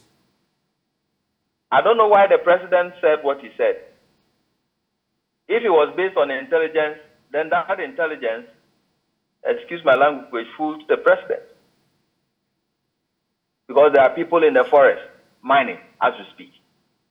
When you go to a place called the Merewa in Seshi, there's a forest there. There are people mining in there as we speak. And some of these people are either close to the seat of government or a seat of government. Normally, I don't mention names because, you see, there are legalities. And these people are so smart to the point that they use their surrogates to mine on the ground. They don't go to the fields. They use their surrogates, people close to them. They hire gangs, metro people. In some cases, our own military, armed military officials are there protecting them. And there's nothing anybody at all can do. In some cases, people are prevented from going to their farms just because of the illegality in the forest. You have a farm, you have people have cultivated cassava, plantain, they cannot go to their farms to harvest them because somebody is doing an illegality in the area and there are soldiers who are guiding it. So government officials, so to speak, this is what, Professor Frimpong Boateng alludes to. Government officials, top government officials, even cabinet ministers are mired in this, and you are confirming, I mean, you're stopping short of mentioning names, but they use their surrogates. They have people they use, of course, you will not see them there on the ground, but their surrogates are acting on their behalf. And sometimes, I mean, there are these... This is not the first time I'm saying this. If you go back to my report from 2018, and I have many of them, I said those things in my reports. The reason is that we do not sit in our newsrooms and talk. We are on the ground. I followed IMCIM for a whole year under Mr. Chumampofo Kwajipum, who led the IMCM initially when it started. That man so dedicated to the fight. In fact, he asked me to film everything from people who are bringing in bribes to people who are calling in from high places. And that's how come I got to know that there are people from the Flagstaff House who are mining. Because when we get to the site, you have people, big men, calling onto his phone and asking, this site belongs to me. Please, leave the place. Or, this site belongs to somebody I know. Can you leave the place for us? One example, major example, the Pamprama Forest Reserve. My father used to work with his father in that forest. So he knows and has telling us stories about this forest. Some of the trees have been standing for over hundreds of years. His grandfathers used to mine in the Pamprama Forest Reserve, but you will not see a single sign that they were mining there. All you will see are small holes that they have indicated. They call them Nkomana. And at that time in 2018, you remember, the late Sir John took media men to the Cobra forest and said they were doing reclamation. They stopped illegal mining. They were doing reclamation, put up signs over there. But when the task force went in there, we saw that indeed there wasn't any reclamation. There was active mining with about 25 excavators in the forest. We also learned that Operation Vanguard went in there and tried to stop, at that time it was Imperial Heritage Mining, with a prospecting license. They tried to stop them. They seized the excavators. On their way, calls came. They brought the excavators back and apologized. The same Imperial Mining that Gabi Asare Otredako supposedly represented. Yes. Yes. And at that time, it was an ex-W who was manning the site. There were no military men when we went there in 2018. It was this man. In fact, many task forces went in there. They were driven away. It was this man, Chum Ampofwajikum, who led the IMCIM team, which I was part, the only media person on board. We went there. They brought in cash to try to influence this man. He said no. The military commander who was commanding that particular IMCM task force, we usually call him across. Calls came, and he said, me, I don't pick calls when I'm working. I remember very well. And in my interview, which I have on video, he spoke about it, that the calls are coming, but me, I don't pick calls when I'm on the field. I do my job first. And so they seized the excavators, 25 of them. I was there. We worked deep into the night. We left the forest around 12 midnight, carting excavators out of the forest. And the threats were there. They told this man that if you don't return the excavators, we will make sure you never come back to this team. And true to their word, that man was asked to step aside. And that's when they brought in Ekowawusi to take over. And we all know what happened. The same Ekowawusi about whom we have heard so many developments when it comes to, the excavators. Yes. Yes. And I also followed Ekowawusi's task force for a while, I think about 2 or 3 weeks. But at a point I felt my life was at stake because I'm the media person on the task force. But then we'll go to a hotel, we'll sleep over. Under Chuman Pofwajikum, he will allow me to be part of every meeting, every tactical meeting, and then they will tell us what time we are leaving and all that, and we will leave. But this man excluded me from all the meetings, and when they were leaving, they never told me. They asked me to wait, and they will leave without me. Later, they will ask me to pick a taxi and follow them to the forest. By the time I got there, they had done whatever they wanted to do, and they were done. So I decided not to follow them again. But you see, I'm making the point that these calls from big men who own these sites, in fact, no person without authority or without any sort of power behind him would dare mine in any forest reserve or even close to a water body. Do you know why? Because the forces around, the Forestry Commission, the Minerals Commission, will not allow you. They will pounce on you. In fact, at that moment, the law will work.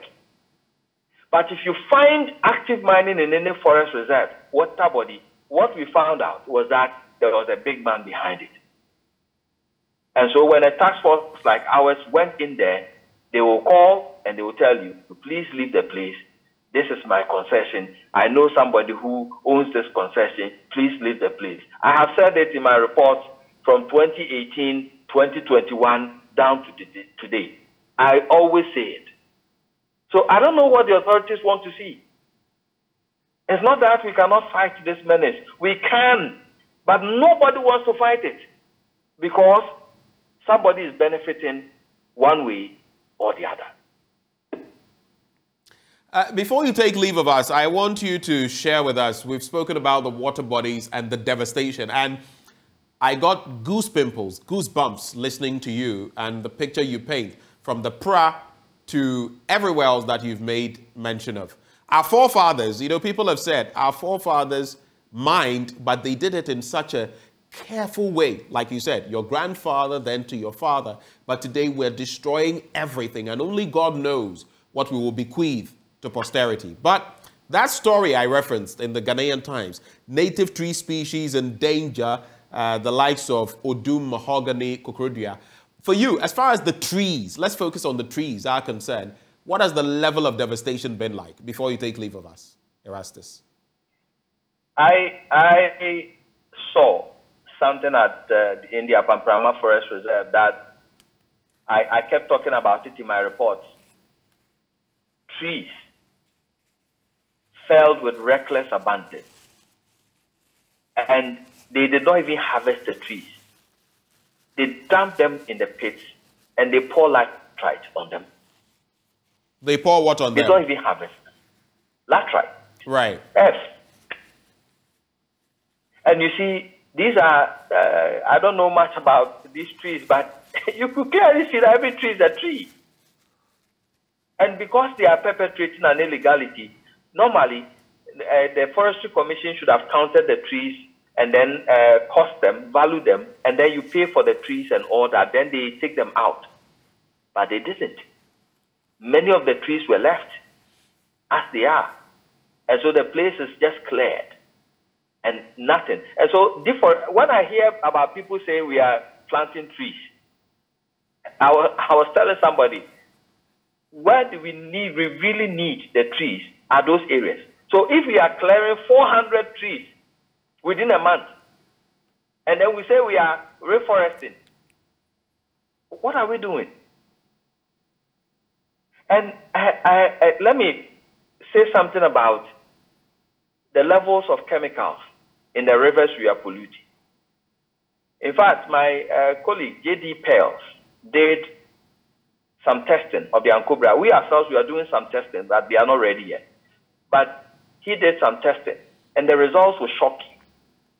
The levels of mercury, the acceptable levels, WHO standard, 0.001, we are seeing 0.016, 0.017, 0.018.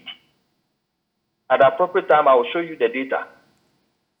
Lead, mercury, arsenic in the Ankobra. This is 2022. Today, if they test today, I think the figures will go up. And you know, mercury and lead, they stay forever. They stay forever. And if they get into your system, let the professionals tell you what will happen to you. We're having so many cases nowadays. Breakdown you get. We're having so many cases nowadays of cancers, of kidney failure, and all of that. In fact, we ought to be contemplating this environmental terrorism. I remember Elizabeth Va of the Environmental Advocacy Group termed it as such many months ago. I've been working with Elizabeth. Environmental terrorism. So we should be asking ourselves, the food on your plate, the fish in your fridge, do you know where they come from? Because these water bodies are getting polluted. Do you know what Galamsey is depositing in them? All these chemical elements, Erastus, that you are speaking of, they bioaccumulate. And we end up consuming them into our bodies. They don't go away. Like you rightly said, they don't go anywhere. They bioaccumulate. No. So they get into our foodstuffs. When they evaporate, per research, we have a little connectivity issue with Erastus. We have to get him back so we wrap the conversation from... Go ahead, Erastus. And so we...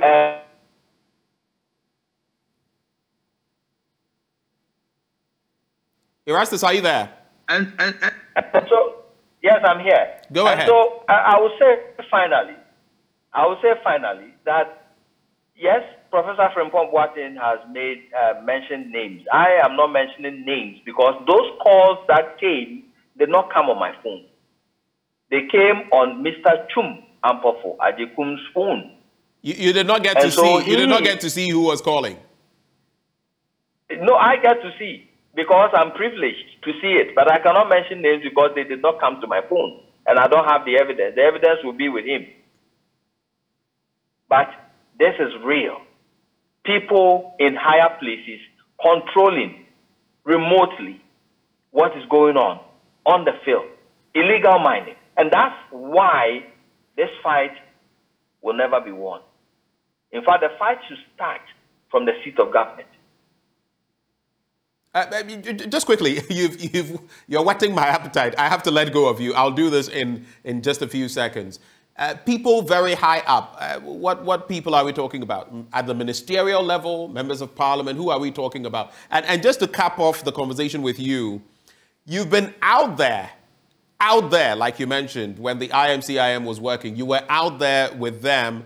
The president said he would put his presidency on the line. Charles Bissiou says that was a figure of speech. Do you still, as a journalist, as my colleague, do you still trust the president to deal with Galamsey? You can wrap with those two. No. Did you say? I have said it before. I'll say it again. No. Big fat no. I have not seen the kind of zeal and commitment yet. In fact, if he is really serious, Akontama mining would have been, made to face the law as we speak. In fact, if it was serious, the fight should have started from the seat of government, and by now, those forests would have been saved. And it's because of that impunity that people in higher places think they can abuse power. They can use it to amass wealth, to destroy the resource, steal our natural resources and destroy the environment. That is why we still have this. In the Galamsey area sector, when you bring down a big person who is mining illegally, word spreads like wildfire. All the smaller ones, Bamus. But when they see these people continue to mine, then they also benefit from what is going on, because they know that once you get there, there is a task force. And it has passed through all the ranks, from Operation Halt, Operation Vanguard, from all the military teams that have followed money.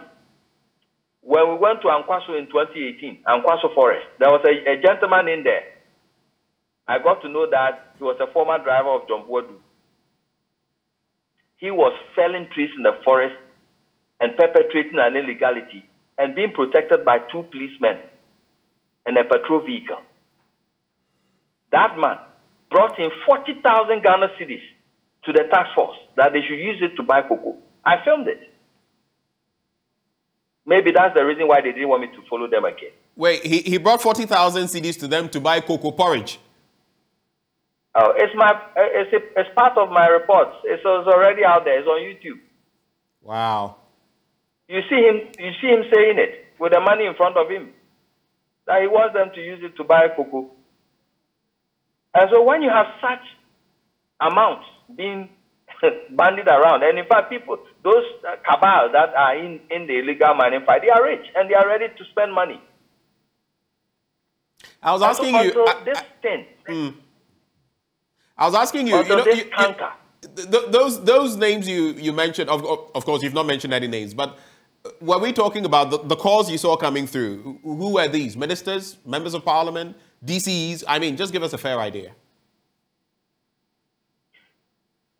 People from the seat of government, assigned of powerful people at the seat of government, military men, officers, police officers, journalists, are all in there. Journalists? We get calls from almost everybody. Yes, journalists. Journalists. And the calls come in. You see, when you reach the particular site, that is where the calls start coming in. Oh, this site belongs to me. It's either they know the person who is mining, or they themselves own the site. That's the thing. It's either they know the person who is mining and they are pleading on the person's behalf, or they themselves own the site. And so they want you to get out. And that's the message. Erastus, we're grateful that you took the time to join us for this conversation. I know you have to move on to other things, but thank you so much for the enlightenment and more power to your elbows. Keep up the good work. Thank you.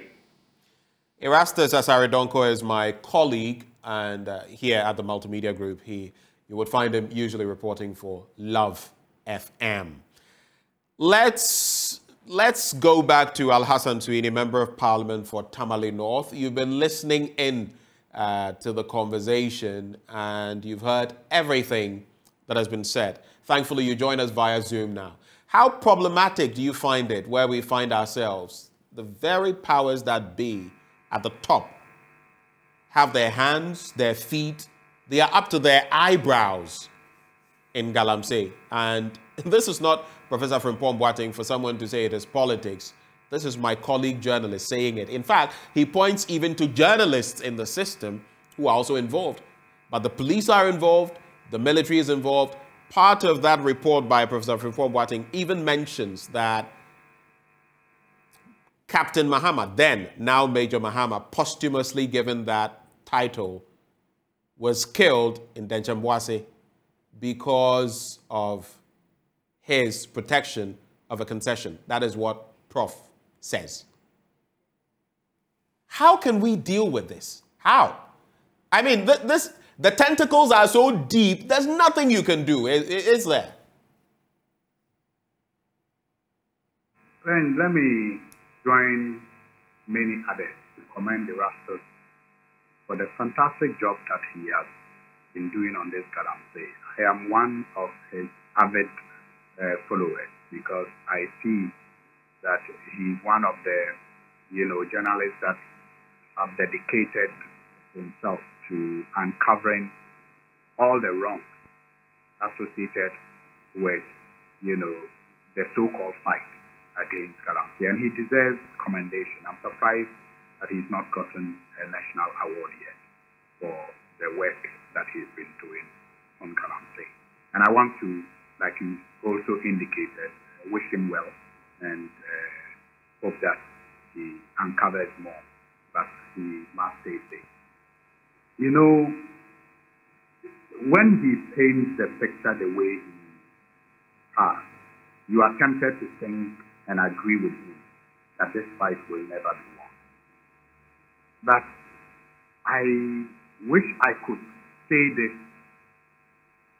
without the political coloration that I have all around me. I have a lot of confidence in the people of Ghana. And Galamsey and the people behind the illegal mining may be so connected. And as a result, it may seem like we cannot deal with it. We cannot win the war. But I have a lot of confidence in the people of Ghana. And I think that if we get the right people in authority and tax and charge them better and support them, I believe we will win the war.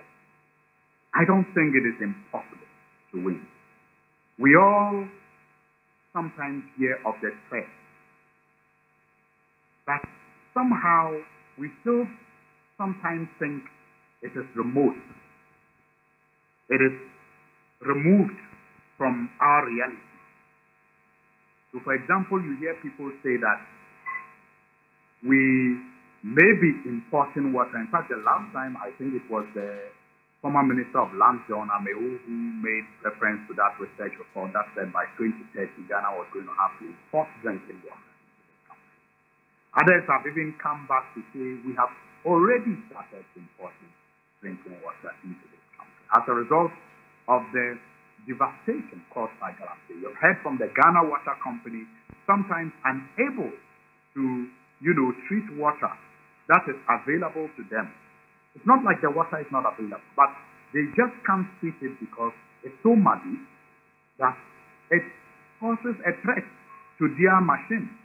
And even sometimes when they are able to treat it, they have to spend so much and put in so much chemicals that in the long run also have an effect on our health as consumers. So we know about these threats. We just talked about, species of plants that have been affected. And like I indicated in our first conversation, it's not just about the ozone layer. look, apart from even the species that you talk about, there is a research report I have seen that also suggests that by 2018, so I'm sure we have lost more. As a country, we have lost about 1.34 million hectares of forest to illegal mining. 1.34 million hectares of forest to illegal mining. And this was around 2018. So I'm sure now we have lost more. We all know the benefits that we derive from these forests. And yet, when you hear reports like Erastus say, that suggests that the fish didn't just, start rotting from the head, but is actually when you get reports that just tells you that people who are expected to be engaged in the fight are those who are rather benefiting from the illegality. You are tempted to lose hope and think that perhaps we will not be able to win the fight. But once again, I want to say that if we put, there are many willing Ghanaians who I'm sure will do right if they have the opportunity. And so let's not throw our hands in despair as a result of the failures that we have seen with the people who are in charge today. And assume that everybody with the same responsibility will act the same way. I think that we still have very good people in this country. And that's why I'm saying that I hope that what I say will not be tainted with the partisanship that I am associated with. I say it because I believe that we have a lot of good people in this country who, given the same responsibility that the people we have today in charge of this country have, will not abuse that responsibility and will not, will not seek to benefit from the opportunity given, but will seek to use that opportunity to do right and to save our environment and to save all of us. Finally, Suhini Al-Hassan, I'd like to find out from you. You've been speaking about that public platform. We're talking about a petition to Shraj by the Member of Parliament for South Dai. I'm talking about your colleague, Roxanne Nelson Dafiamakbo. We're talking about your party establishment saying they want Parliament to probe this, that in fact they want this to be televised, a bipartisan probe of Professor Frimpong Boateng's report with those who have been cited having to answer. They are also petitioning the special prosecutor to investigate this matter further. What would be your expectations from these three fronts? Shraj, Parliament, where you are a member. You're on the Natural Resources Committee, right? Lands and Forestry, Deputy Ranking. Lands and Forestry. You are what? Deputy Ranking. Right. And there is also the special prosecutor. What are your expectations in that regard? What do you want to see in the coming days on the back of this conversation? I am happy we are having this conversation. I am also happy that all these bodies are activated to look into the matter. Yesterday, I was on another sister station, and I was there with an MPP head, OPK, David Sopoku, and he agreed with me and others who are making the call that we need to have a national platform, say a bipartisan committee of Parliament, members drawn from various committees with different expertise, to give a platform for people who especially have been named in this report, and others who haven't been named, like Russell and others, to tell us what they know, so that as a nation we all will follow it and understand how we all play a role, consciously or unconsciously, in the promotion of this illegality that threatens our very existence and our survival. Sometimes one may not even know, one may live in a community and may not even know how his or her actions facilitate the illegality. But when we create this public platform and invite all the stakeholders, yes, it is going to be probing in nature. We may, as a result of that engagement, get the nation educated on the, fight and what is expected of all of us to win a fight. Apart from getting down to distilling the facts from the hearsay, and then perhaps the facts, apart from being used to punish whoever deserves to be punished, will also inform policy formulation moving forward. So I think that it is important for Shraj to look into this to determine the conflicts of interest and the abuse of office and corruption-related issues. It is important for the Office of Special Prosecutor to also look at, possible corruption that has come up as a result of what we are hearing.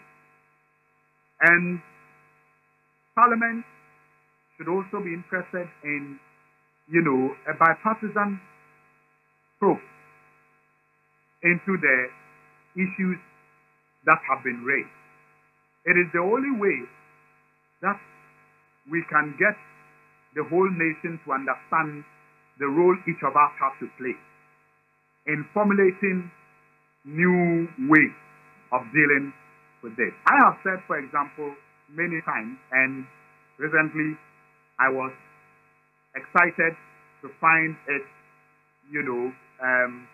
justified in a research report by one Jones Mante, that our approach to this fight seems to suggest that we do not understand or take into consideration the different types of illegal mines.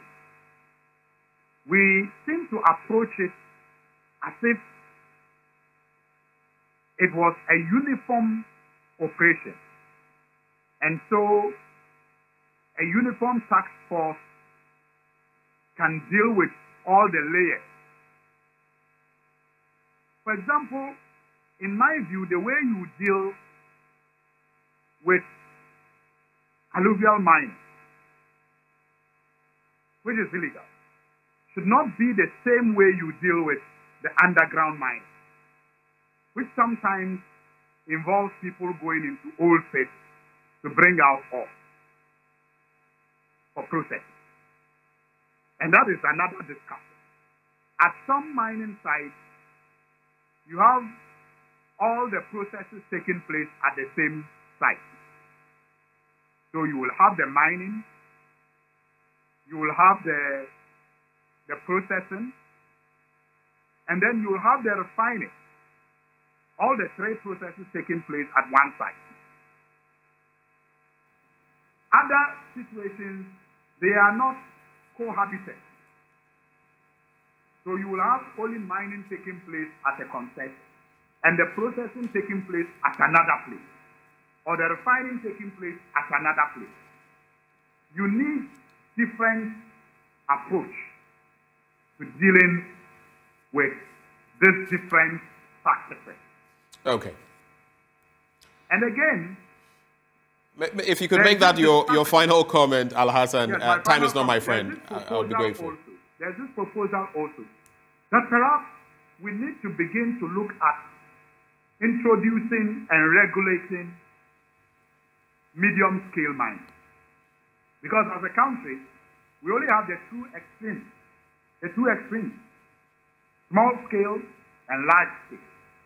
Small scale was supposed to be, operated by locals using simple implements like shovels and wheelbarrows. But the evidence shows that the small-scale mining is now encroached upon by not just foreigners, but foreigners in partnership with Ghanaians using heavy equipment. And perhaps the way to deal with it,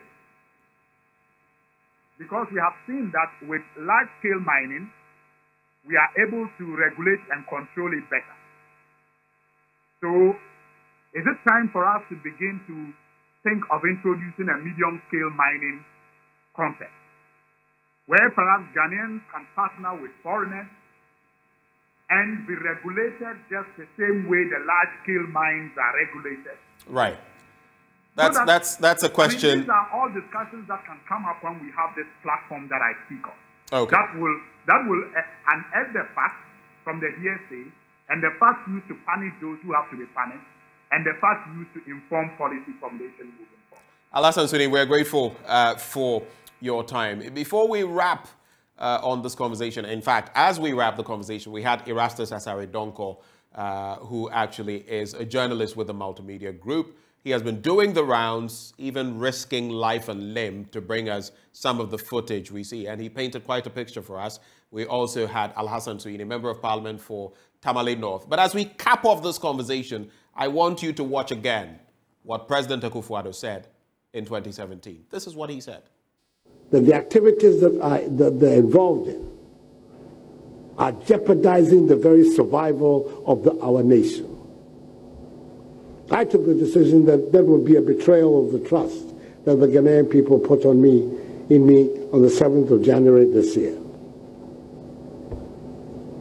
And as a result, we established this committee within the government to design a policy for us, not just to stop it, to reclaim the land, to let our rivers work again, but also to see how we can figure a way for all these able-bodied young men who are involved in this activity to find an alternative livelihood.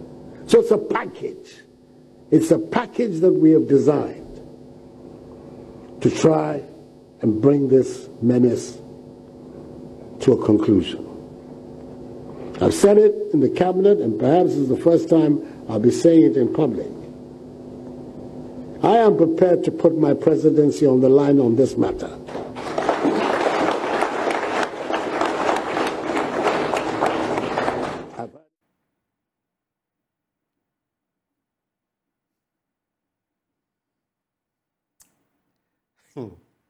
Okay.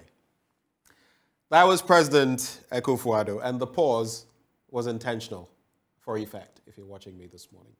But moving on from there, when we return after the break, we are going to be going back to something that the president has, well, given his assent to.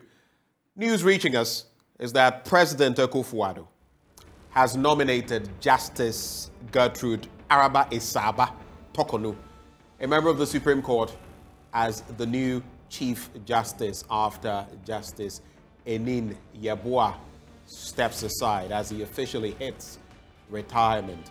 We're bringing you the scoop on that after the break.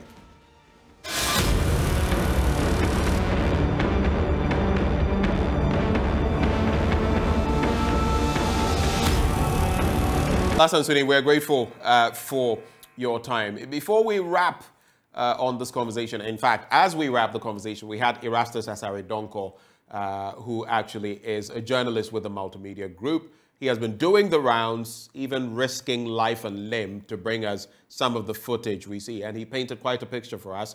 We also had Alassane Suni, Member of Parliament for Tamale North. But as we cap off this conversation, I want you to watch again what President Akufo-Addo said in 2017. This is what he said.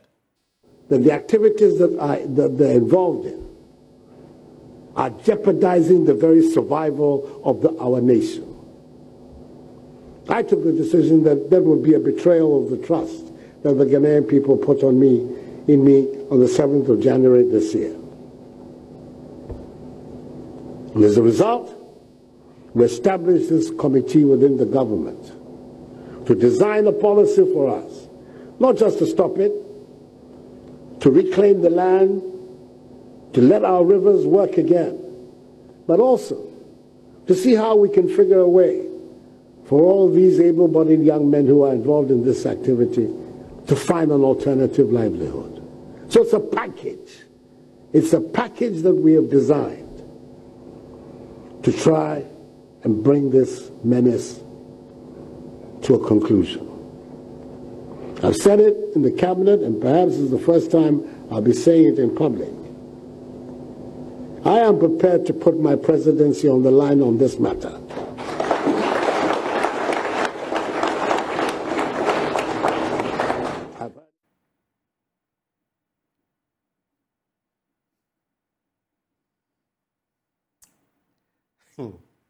Okay. That was President Akufo-Addo, and the pause was intentional for effect, if you're watching me this morning. But moving on from there, when we return after the break, we are going to be going back to something that the president has, well, given his assent to. News reaching us is that President Akufo-Addo has nominated Justice Gertrude Araba Esaba Tokonu, a member of the Supreme Court, as the new Chief Justice after Justice Enin Yeboah steps aside as he officially hits retirement. We'll be bringing you the scoop on that after the break.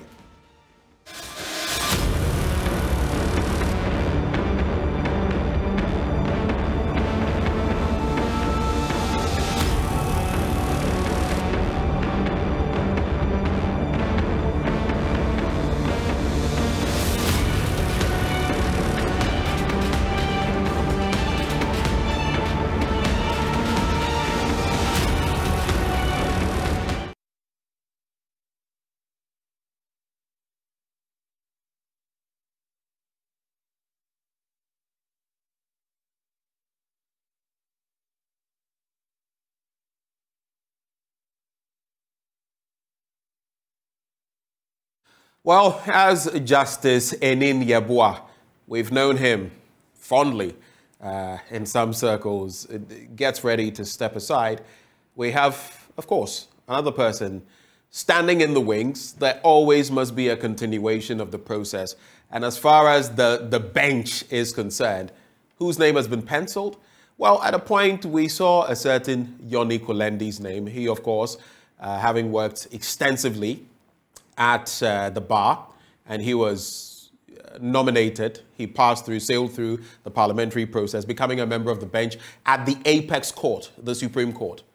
But what we're hearing now is that in that tango, supposed tango between nominating Yoni Kulendi or Justice Gertrude Tokonu, the president has nominated Justice Mrs. Tokonu to take over. And of course, we've had Georgina Theodora Wood.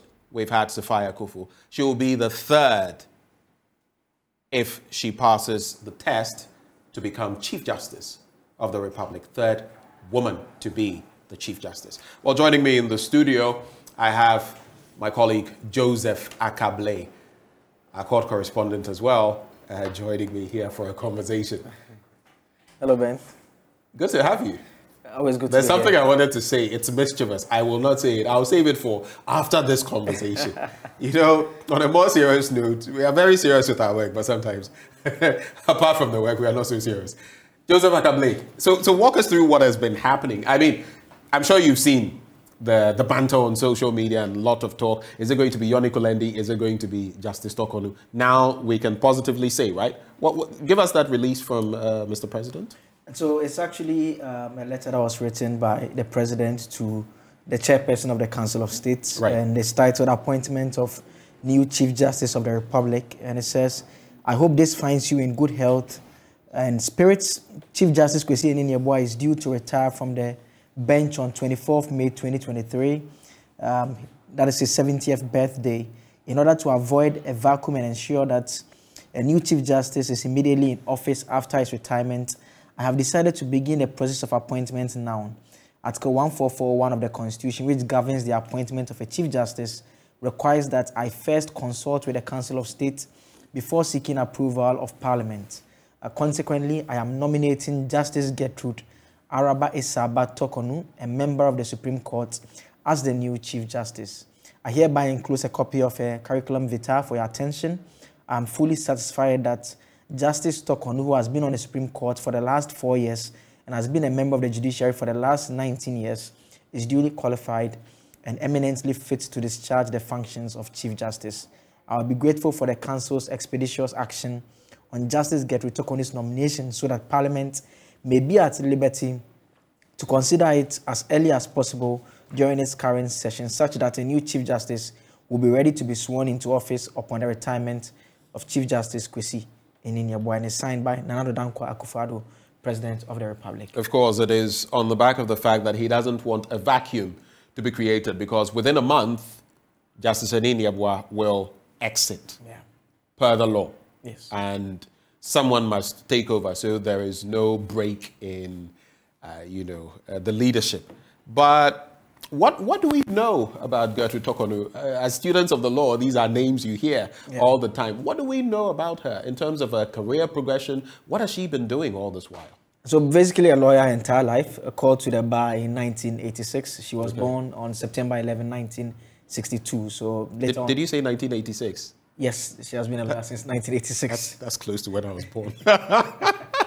So it tells you how long she has been. And she joined the High Court as a judge in 2004.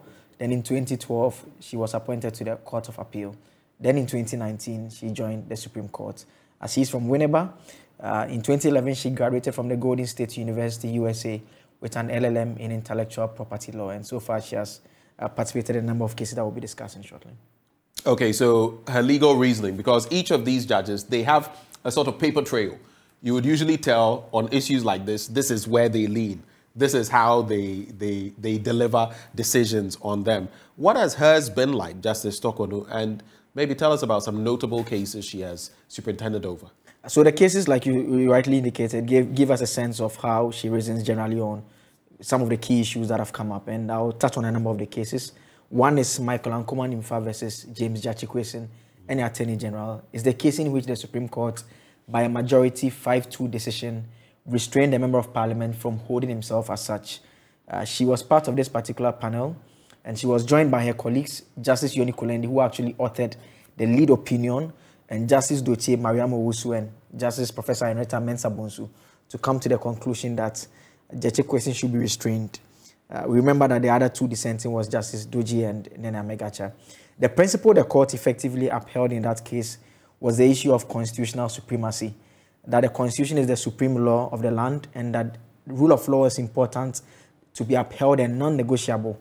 And where such serious allegations have been leveled about the possibility that there has been a breach of the Constitution, the court took the view that the Supreme Court, as the highest court of the land, would have to step in and halt that breach from even recurring for a second, just because the Constitution is very important and it must be preserved at all times.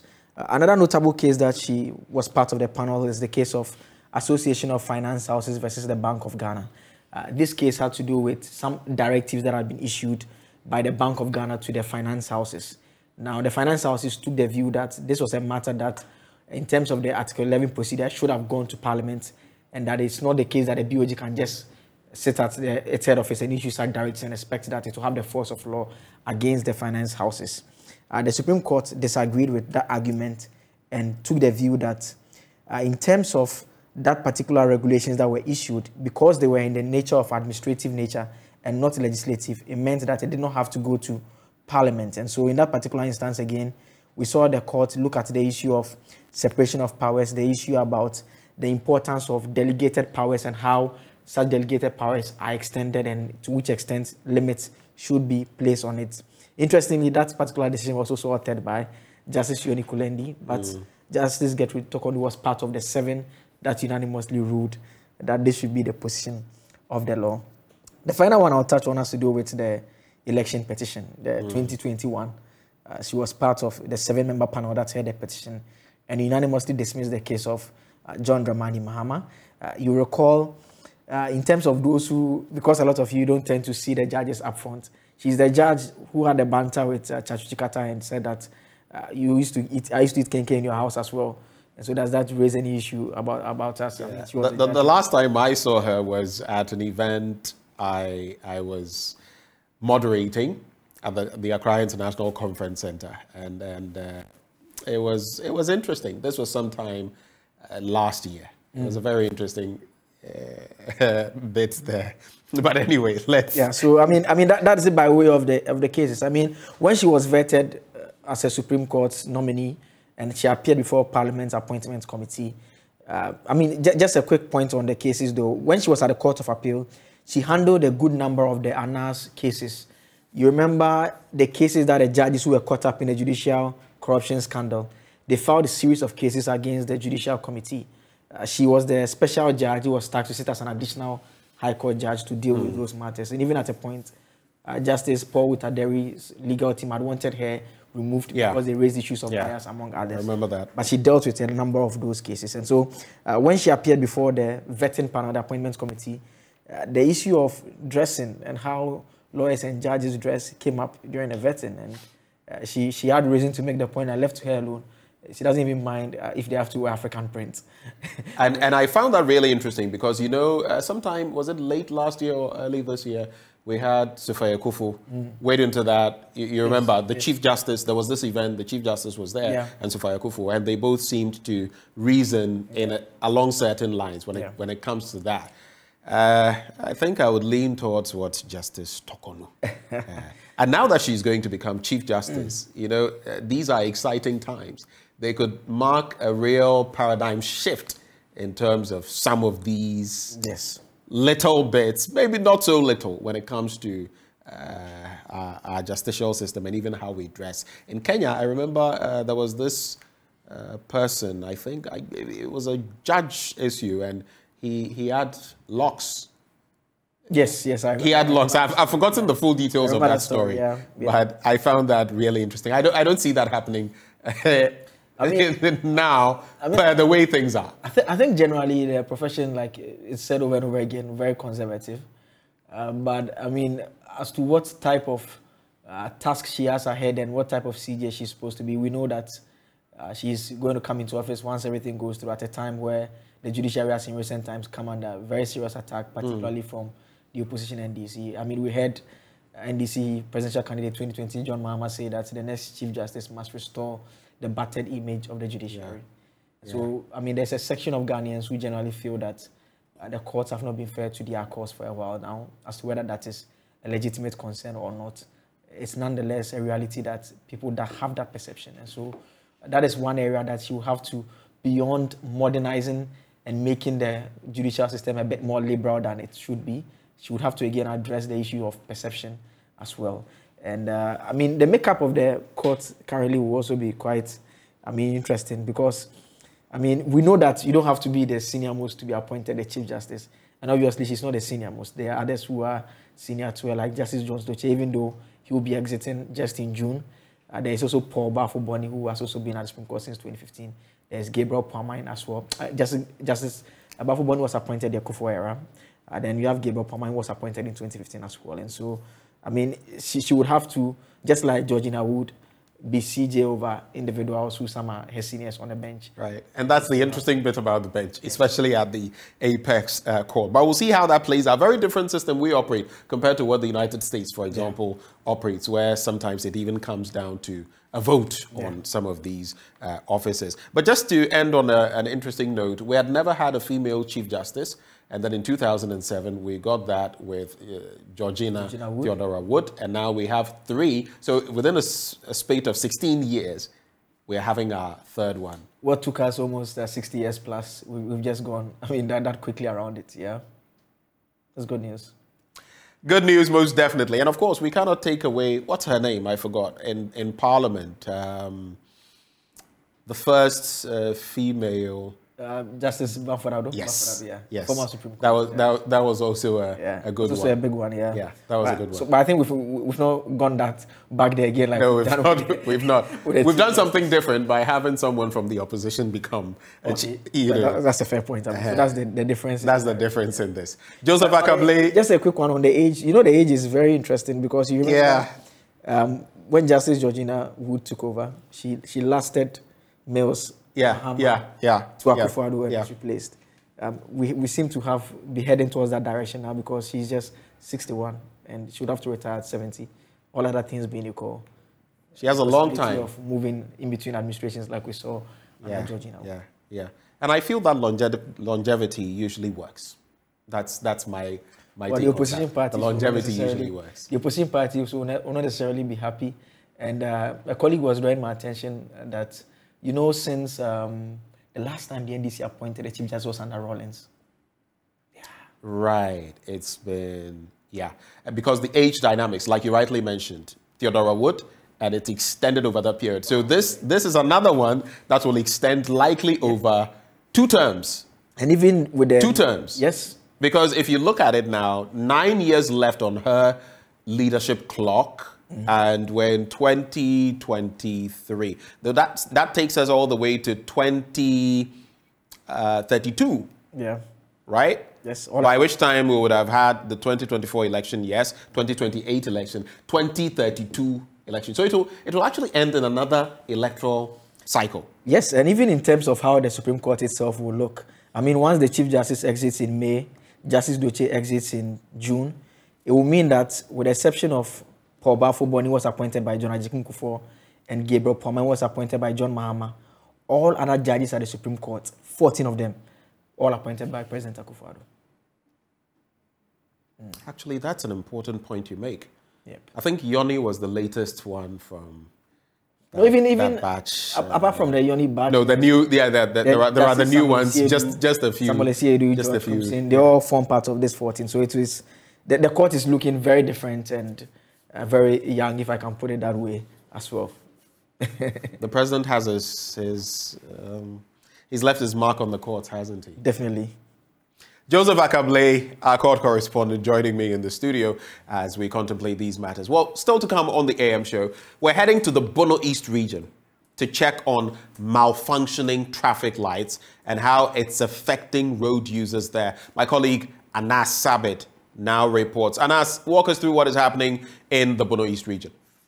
From managing travel times to preserving safe roadways, the majority of traffic signals are designed to keep cars, pedestrians, cyclists and anyone else using the road safely. These signals might be anything from warning signs to street lights, from complex to simple, all for the sake of keeping people in their own lane. Most importantly, traffic signals do play a role in limiting the amount and intensity of accidents that do happen.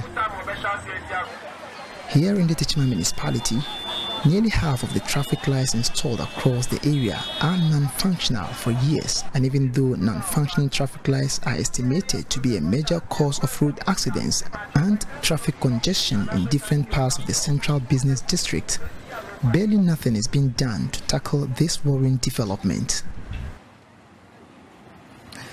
This particular traffic light is located off the Techima and Sunyani road, in fact, directly around the Sunyani station, and where I'm standing now is one of the malfunctioning traffic lights that has been completely damaged, and here you could see the traffic light left to rot. The paths are completely damaged with absolutely no attention given to it. This is an indication that authorities are either unaware of the situation, or they care not of coming to tackle this. The people here have been telling us that it's been malfunctioning for over 3 years, and this is a clear indication that what they are saying is exactly the case. We've been engaging some of the people who are trading or working around this end, and listen to what they've been telling us in relation to how long these traffic lights have not been functioning, plus its effect on their businesses around.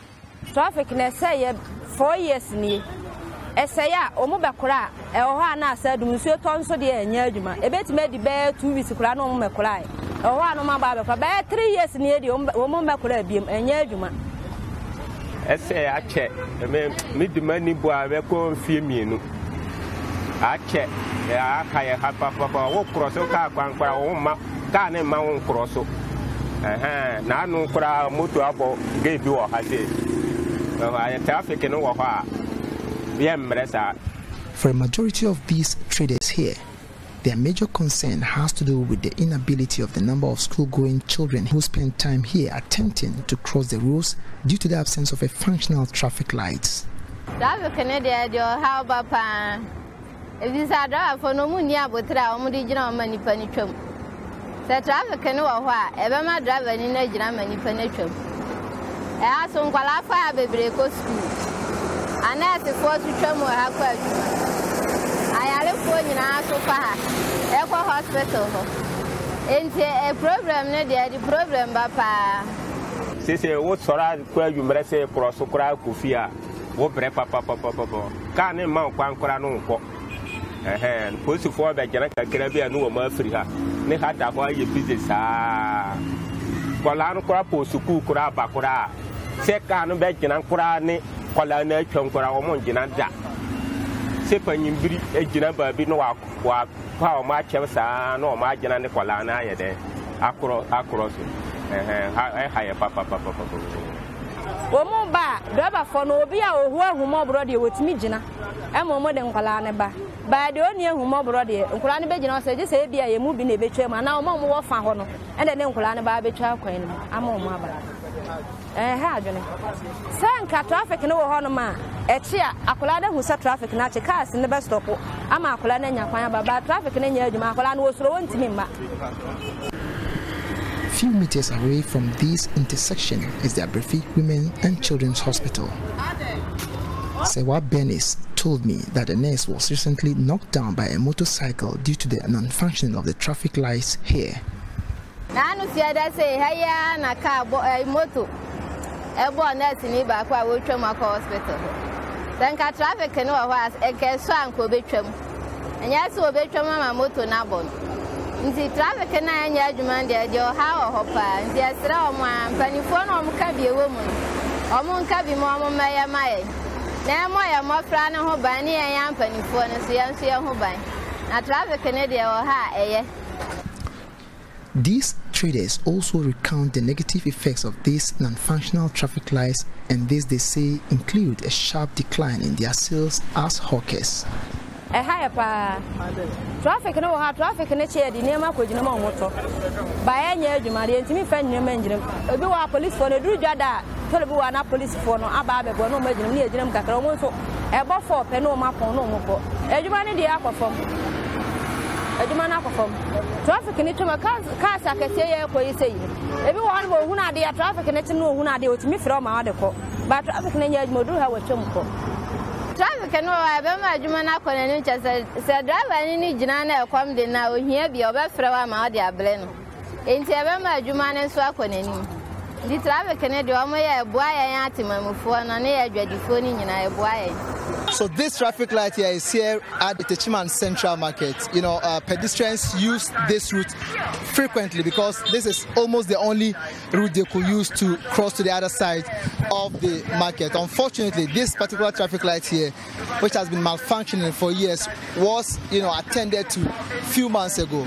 But sadly, today, it is not functioning again. And pedestrians, as well as people who are trading here, have been sharing with us some of its effects on themselves, as well as people who have been using this particular cross section to cross the road. Let's listen to what they've been saying in relation to how this development is affecting the people in this area.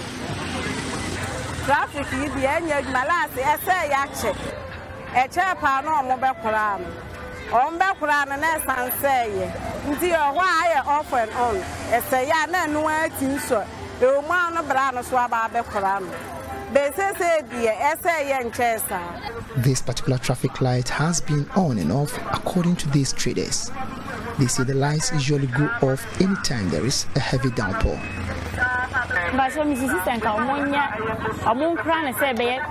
Because can be and so talk as here. Not a do. Think near Sabi home bet me, in theatre, enum be man, I say enum be my a bedjanasso forever. Am I any bedjin? Ready as something for my. It's one across traffic here. 3 days once I know Angasafo. As I swab ready at Mijinaswa, Nayalo Bedjanasswabo, Edinaswabo, and Yaguma. Just like the Sunyani station traffic lights, the people here are lamenting the number of pedestrian knockdowns recorded here each time the traffic lights goes off. Once I say market, house road where cars fast. A school for such a move market here. One car team by a man for a school for an Ancasa motor title phone. Sakajina say a school for an inchama, only motor a year for home. Tika team bonipa motor suit team bonipa wahapa and my accident is here. From the central market, we move to the Zongo market traffic lights, which has equally not been functioning for nearly 4 years now. The people here say the situation is causing lots of road accidents at the intersection. There are so many effects here: overspeeding, overtaking, unnecessary accidents. So we are pleading to the government to come and do the traffic for us. We are really suffering here. Sometimes we can be here, then we will hear a horn. Sometimes if we want to run away, but we are at our workplace, so we can't run away. We will manage and sit down. So we are pleading to the government. We need the traffic seriously. It's causing so much accidents. We are suffering. So Akofo-Addo, we are pleading to you to come and help us. We need the traffic. We beg you. From the Sunyani station traffic light through to the 4 other traffic joints we visited, the people here have a common plea. They are calling on those at the helm of affairs to come to their aid by helping fix these non-functional traffic lights. Traffic has on Bay Maya. Omoya Maya, Yakumbeto, Yakumbeto, Papa, higher bread, Papa, Omoya Maya, Yakumbeto, Papa. Oh, Momacola. Touch my traffic and doye and one yen. Omoya, my own bay in here, and Sababoya, my other tonaton, and say to me at home. Now it is an undeniable fact that the presence of these non-functional traffic lights continue to be a threat to road safety and potentially increases the risk of road crashes in the municipality. And until municipal authorities react to these faulty and non-functional traffic signals, more of such crashes are likely going to be recorded. Anna Sabit, JoyNews, Techiman.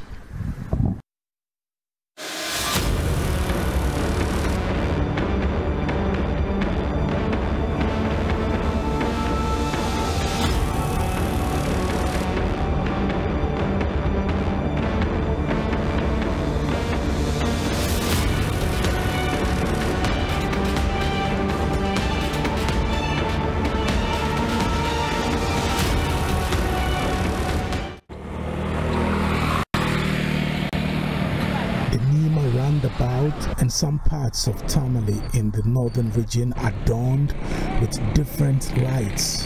It is glittering from a distance here at Nima.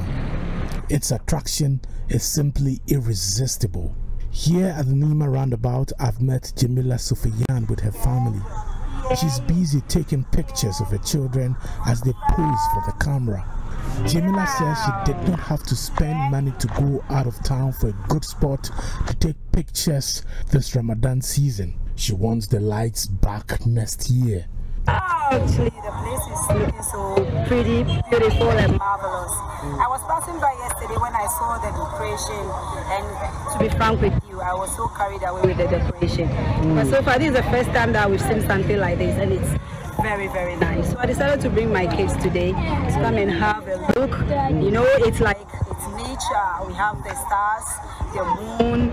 Like, we have a lot. I would say thank you so much to them, and kudos to their hard work for this beautiful thing that they did for us. This one, they did it for us, and we say thank you to them. And we wish they will be doing it more often, every year, every Salah. They can do this for us.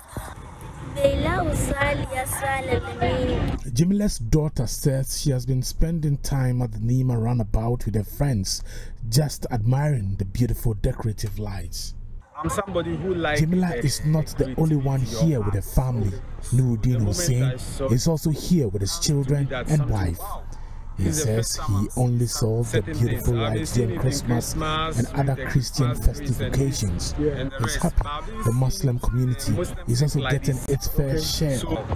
I'm somebody who likes creativity or arts. Okay. So the moment I saw it comes to me that something, wow, this is the first time I'm seeing certain things. I've been seeing it in Christmas with the Christmas trees and this and the rest, but I've been seeing it with the Muslim sect like this. Okay. So that thing has encouraged me, at least I should bring my family around so that we have some pictures for some memories. These unique things. So many pictures, I have it on my phone. So I want to tell them congratulations. We are looking for more. Okay. Yeah, we are looking for more. Okay. At least to make the celebration very memorable. Okay. Thanks. Oh, wow. Nuruddin's son Fawaz Hussein is thrilled by the different designs here. He simply cannot stop admiring them. See the moon, the stars, making lights for me. CEO of Jandel Limited, Afi Amoro, transformed the Nima roundabout with the lights. She was supported by EcoBank, the Ayawaso East Municipal Assembly and the Afro-Arab Group. Madame Afi Amoro says she sees it as a duty to always bring joy to communities during festive occasions.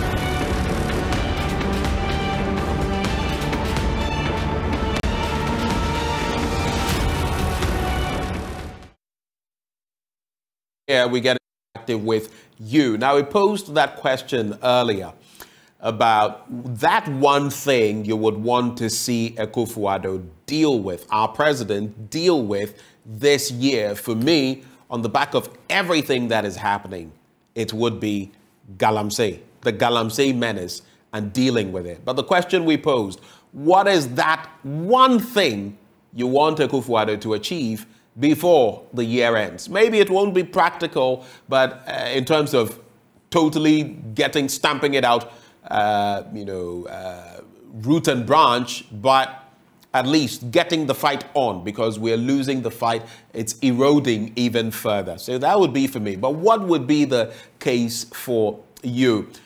We have responses on social media, but we'd also love to hear from you on the back of that. The number to call is at the bottom of your screen, 0302-211-691, 0302-211-691. I repeat, 0302-211-691. I would love to hear from you. What would be your key point? Let's start on social media. As the calls come through, we shall take them alongside. So Kwesi Lord Aqua says, pay the non-teaching staff of the Ghana Education Service their professional allowances. That is what he would want to see happen. There is also the next one, Abu Lansani M.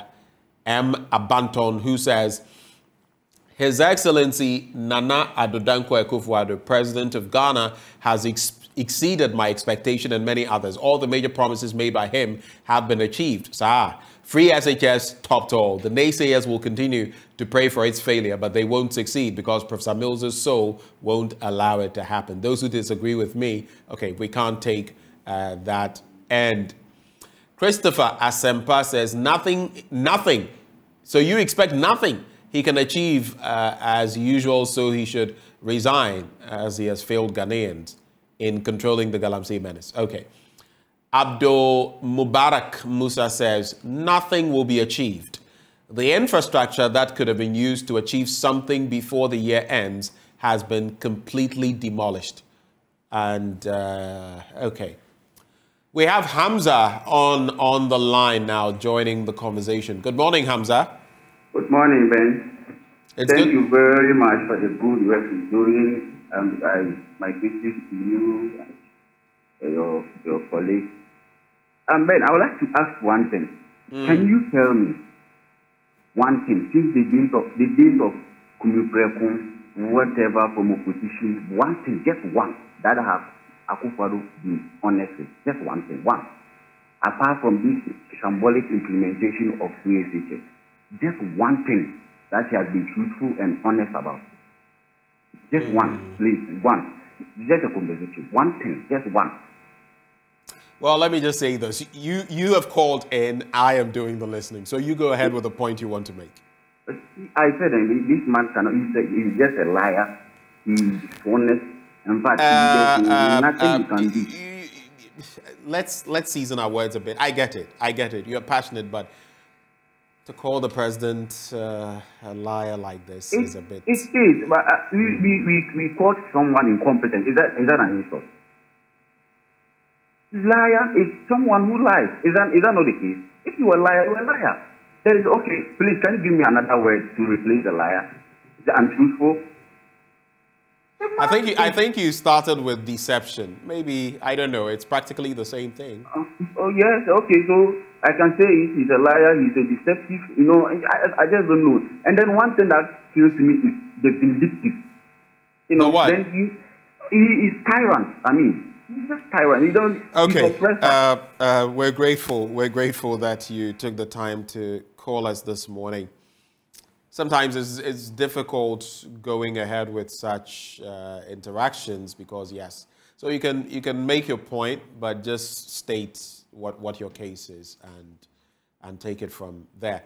The number to call 0302-211-691. 0302-211-691. Let's go back to social media, get some of your thoughts on that one thing you would want the president to do by the end of 2023. But we have Christian on the line. Christian, are you calling from Tema? Yeah, I'm calling from Tema, West Constituency. Right. What is your take? What is that one thing you would want Mr. President to address by the end of 2023? Oh, honestly, we look forward to the government to implement certain policies in respect of what all the economic hardships. That is the first one. The second one is also the Galamsey fight. You know, the commitment level that they pushed towards some years back. They have really disappointed the state. And we are just so sad that every day, every night, we see this menace all around.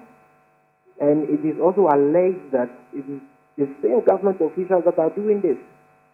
So what are they communicating to we, the citizens? What are they telling the youth? Where is the hope of the country? Mr. Ben, I'm speaking passionately this morning, not because I just want to talk, but it is becoming too much. Thank you for calling and sharing your thoughts with us. We greatly appreciate the time you've spent with us. Let's move on to the next caller. That could be you, 0302-211-691. But in the interim, Danjuma says, or Danjuma if you like, to resign as the President of the Republic. That's your expectation of him by end of this year. I don't see that happening. Edward Romeo Mills says, okay, so that is more political. Adam Foster, he should vacate that position. Okay, let's move on to the next one. The only thing I can think of him achieving at the end of the year is clearing more of his Galamsey gurus and ignoring the already suffering Ghanaians by adding more unnecessary taxes just to keep his over-bloated government size. We have another caller on the line. Hello, good morning. Hello. Hello, David. Good morning. Can you hear me, David? Good morning, son. Good morning. Good morning. Where are you calling from? Yeah, David, where are you calling from? It's Florida. All right, go ahead with your thoughts. My thought. Hello, David. All right. Unfortunately, we lost the giant killer, David. Yeah, he slayed Goliath. Anyway, we'll get back to the messages. William Kwabena Amu Apia says, the president is now finished and can't continue to govern because the scandals are too many. Okay. The next one, Maudem says he should build the National Cathedral to the glory of God, but you put a laughter emoji after that, so I think you're being sarcastic. You are not being. We have Yabua from Kumasi. Hello. Oh, it's Obwase rather. Yabua, good morning. Good morning. You're in a mining town. You're in a mining community. What do you have to say about Galamsey, for example? Yeah, it's a very serious issue. And I myself, I'm an environmental scientist. And when it comes to environment issue, I'm very concerned. You see, we hear government officials are involved in this activity. So they are the ones who see to it that this activity does not go on. At the same time, they are the perpetrators who are causing this. My plea to the government is, Nana Akufo-Addo, we know his credentials when it comes to politics. He should redeem himself. If he doesn't take care, he is going to be the worst president because of this Galamsey issue. And moreover, the development of every country is a human resource. Now, the health of people are being threatened because of the pollution of water bodies and the particulates in the atmosphere. So what I'm saying is, Nana Akufo-Addo should come firm and try and put stop to this activity. It's not hurting matters at all. Thank you very much. Thank you too for sharing your thoughts with us. We still have time, at least about some 4 or 5 minutes where we shall accept your calls and read your comments. So if you're minded to do so, you can pick up your phone and give us a call. Ben Dave says Ghanaians are already enjoying free SHS. What else? Because the future looks good for this country. So I suppose, Ben Dave, in your book, free SHS and that is it, right? Faustina Emisa says nothing. He should just exit for us to have our peace. Kweku Oman says he should simply resign. We're tired of his misrule, you say. Godwins says he should be truthful to himself and the ordinary Ghanaian because he promised a lot in 2016 and he has failed in all of them. Dollar failed, the economy failed. Has the dollar failed though? Or you mean the cedi? Galamsey failed. Infrastructure development failed. Borrowing failed. So, Mr. President, step up if you will not go down in history. Okay, let's go over the phone lines now. We have Kwame calling from right here in Accra. Kwame, welcome on the AM show. Thank you. Your thoughts, please. In fact, I'm overwhelmed. I don't even know what to say.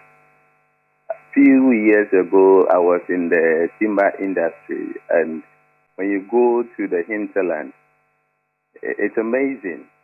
People are in jail for 8 years, 10 years, and what was their crime?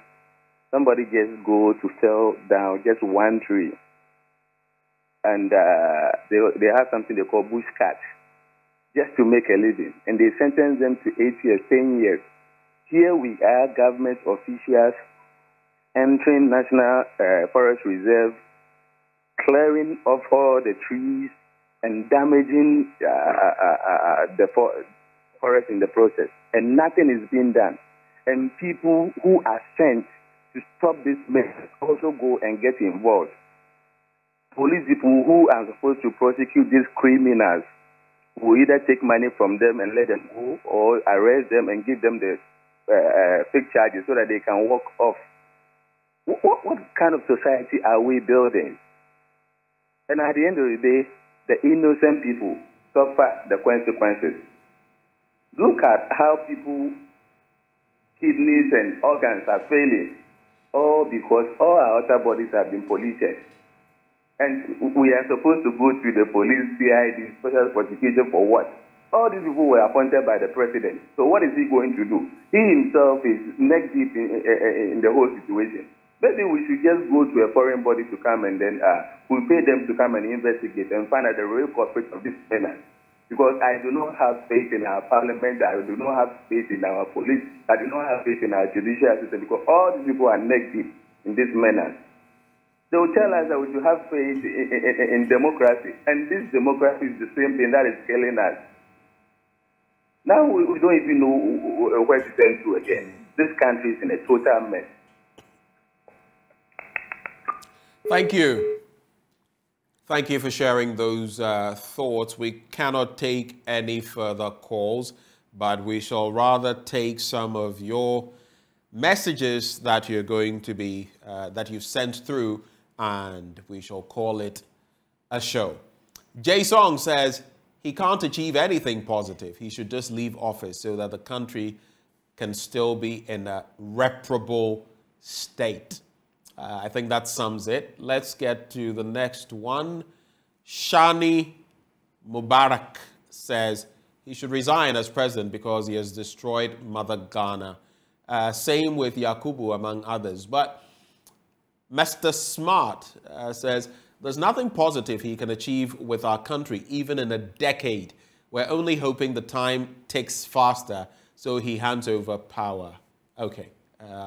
Some of that is becoming a bit demeaning, so I will just end it there. But it is clear if Mr. President is watching, and I remember there was this time when we're showing, I think, in our coverage of one of the elections, and of course when we went to the presidency, or at least his home in Nima, yes, guess where it was, on JoyNews. So I suppose from time to time he gets to see this.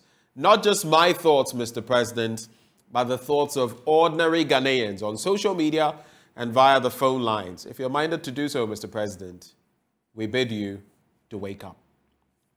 As we end the show, I'd like to send through this message. Brother mine, so gentle at heart and selfless to a fault, you're simply an amazing young man with a lot to give this world. You're loved, Cedric Kwamena Brace. As you grow older, I continue to pray for God to answer all your secret prayers. Keep shining and keep inspiring. May God richly bless you, brother. Happy birthday to you. Cedric Kwamena Brace of CBG Bank. I owe you lunch. That is what you say, and it's from your own brother, Samuel Kojo Brace. Now, right before I hand over to the Joy News desk team, water is life. Awake is premium purified water treated through a strict purification process to ensure that every bottle on the market refreshes you better. And now there are sizes for everybody, 330 and 500 ml bottles. Your children could put that in the backpack and take them to school. There's also 750 milliliters and 1.5 liters for those who always want more. If you're thinking of water jars for your offices or homes, they have 19 liters fit for that purpose. All you have to do now is drink Awake Purified Drinking Water wherever you go. So choose a bottle of Awake Purified Drinking Water. It's also one for life. Remember, for every bottle you purchase, an amount is donated to the National Cardiothoracic Center to help those who cannot afford treatment. It's another quality product by Casapreco Company Limited. If you'd like to make a purchase in bulk, just call them on 0262 351 251. This advert is FDA approved, and we know this show is approved by all of you, Ghana 4. Thank you for doing the watching. My name is Benjamin Akakpo. Tomorrow, we're back doing this, but for now, Joy News Desk up next.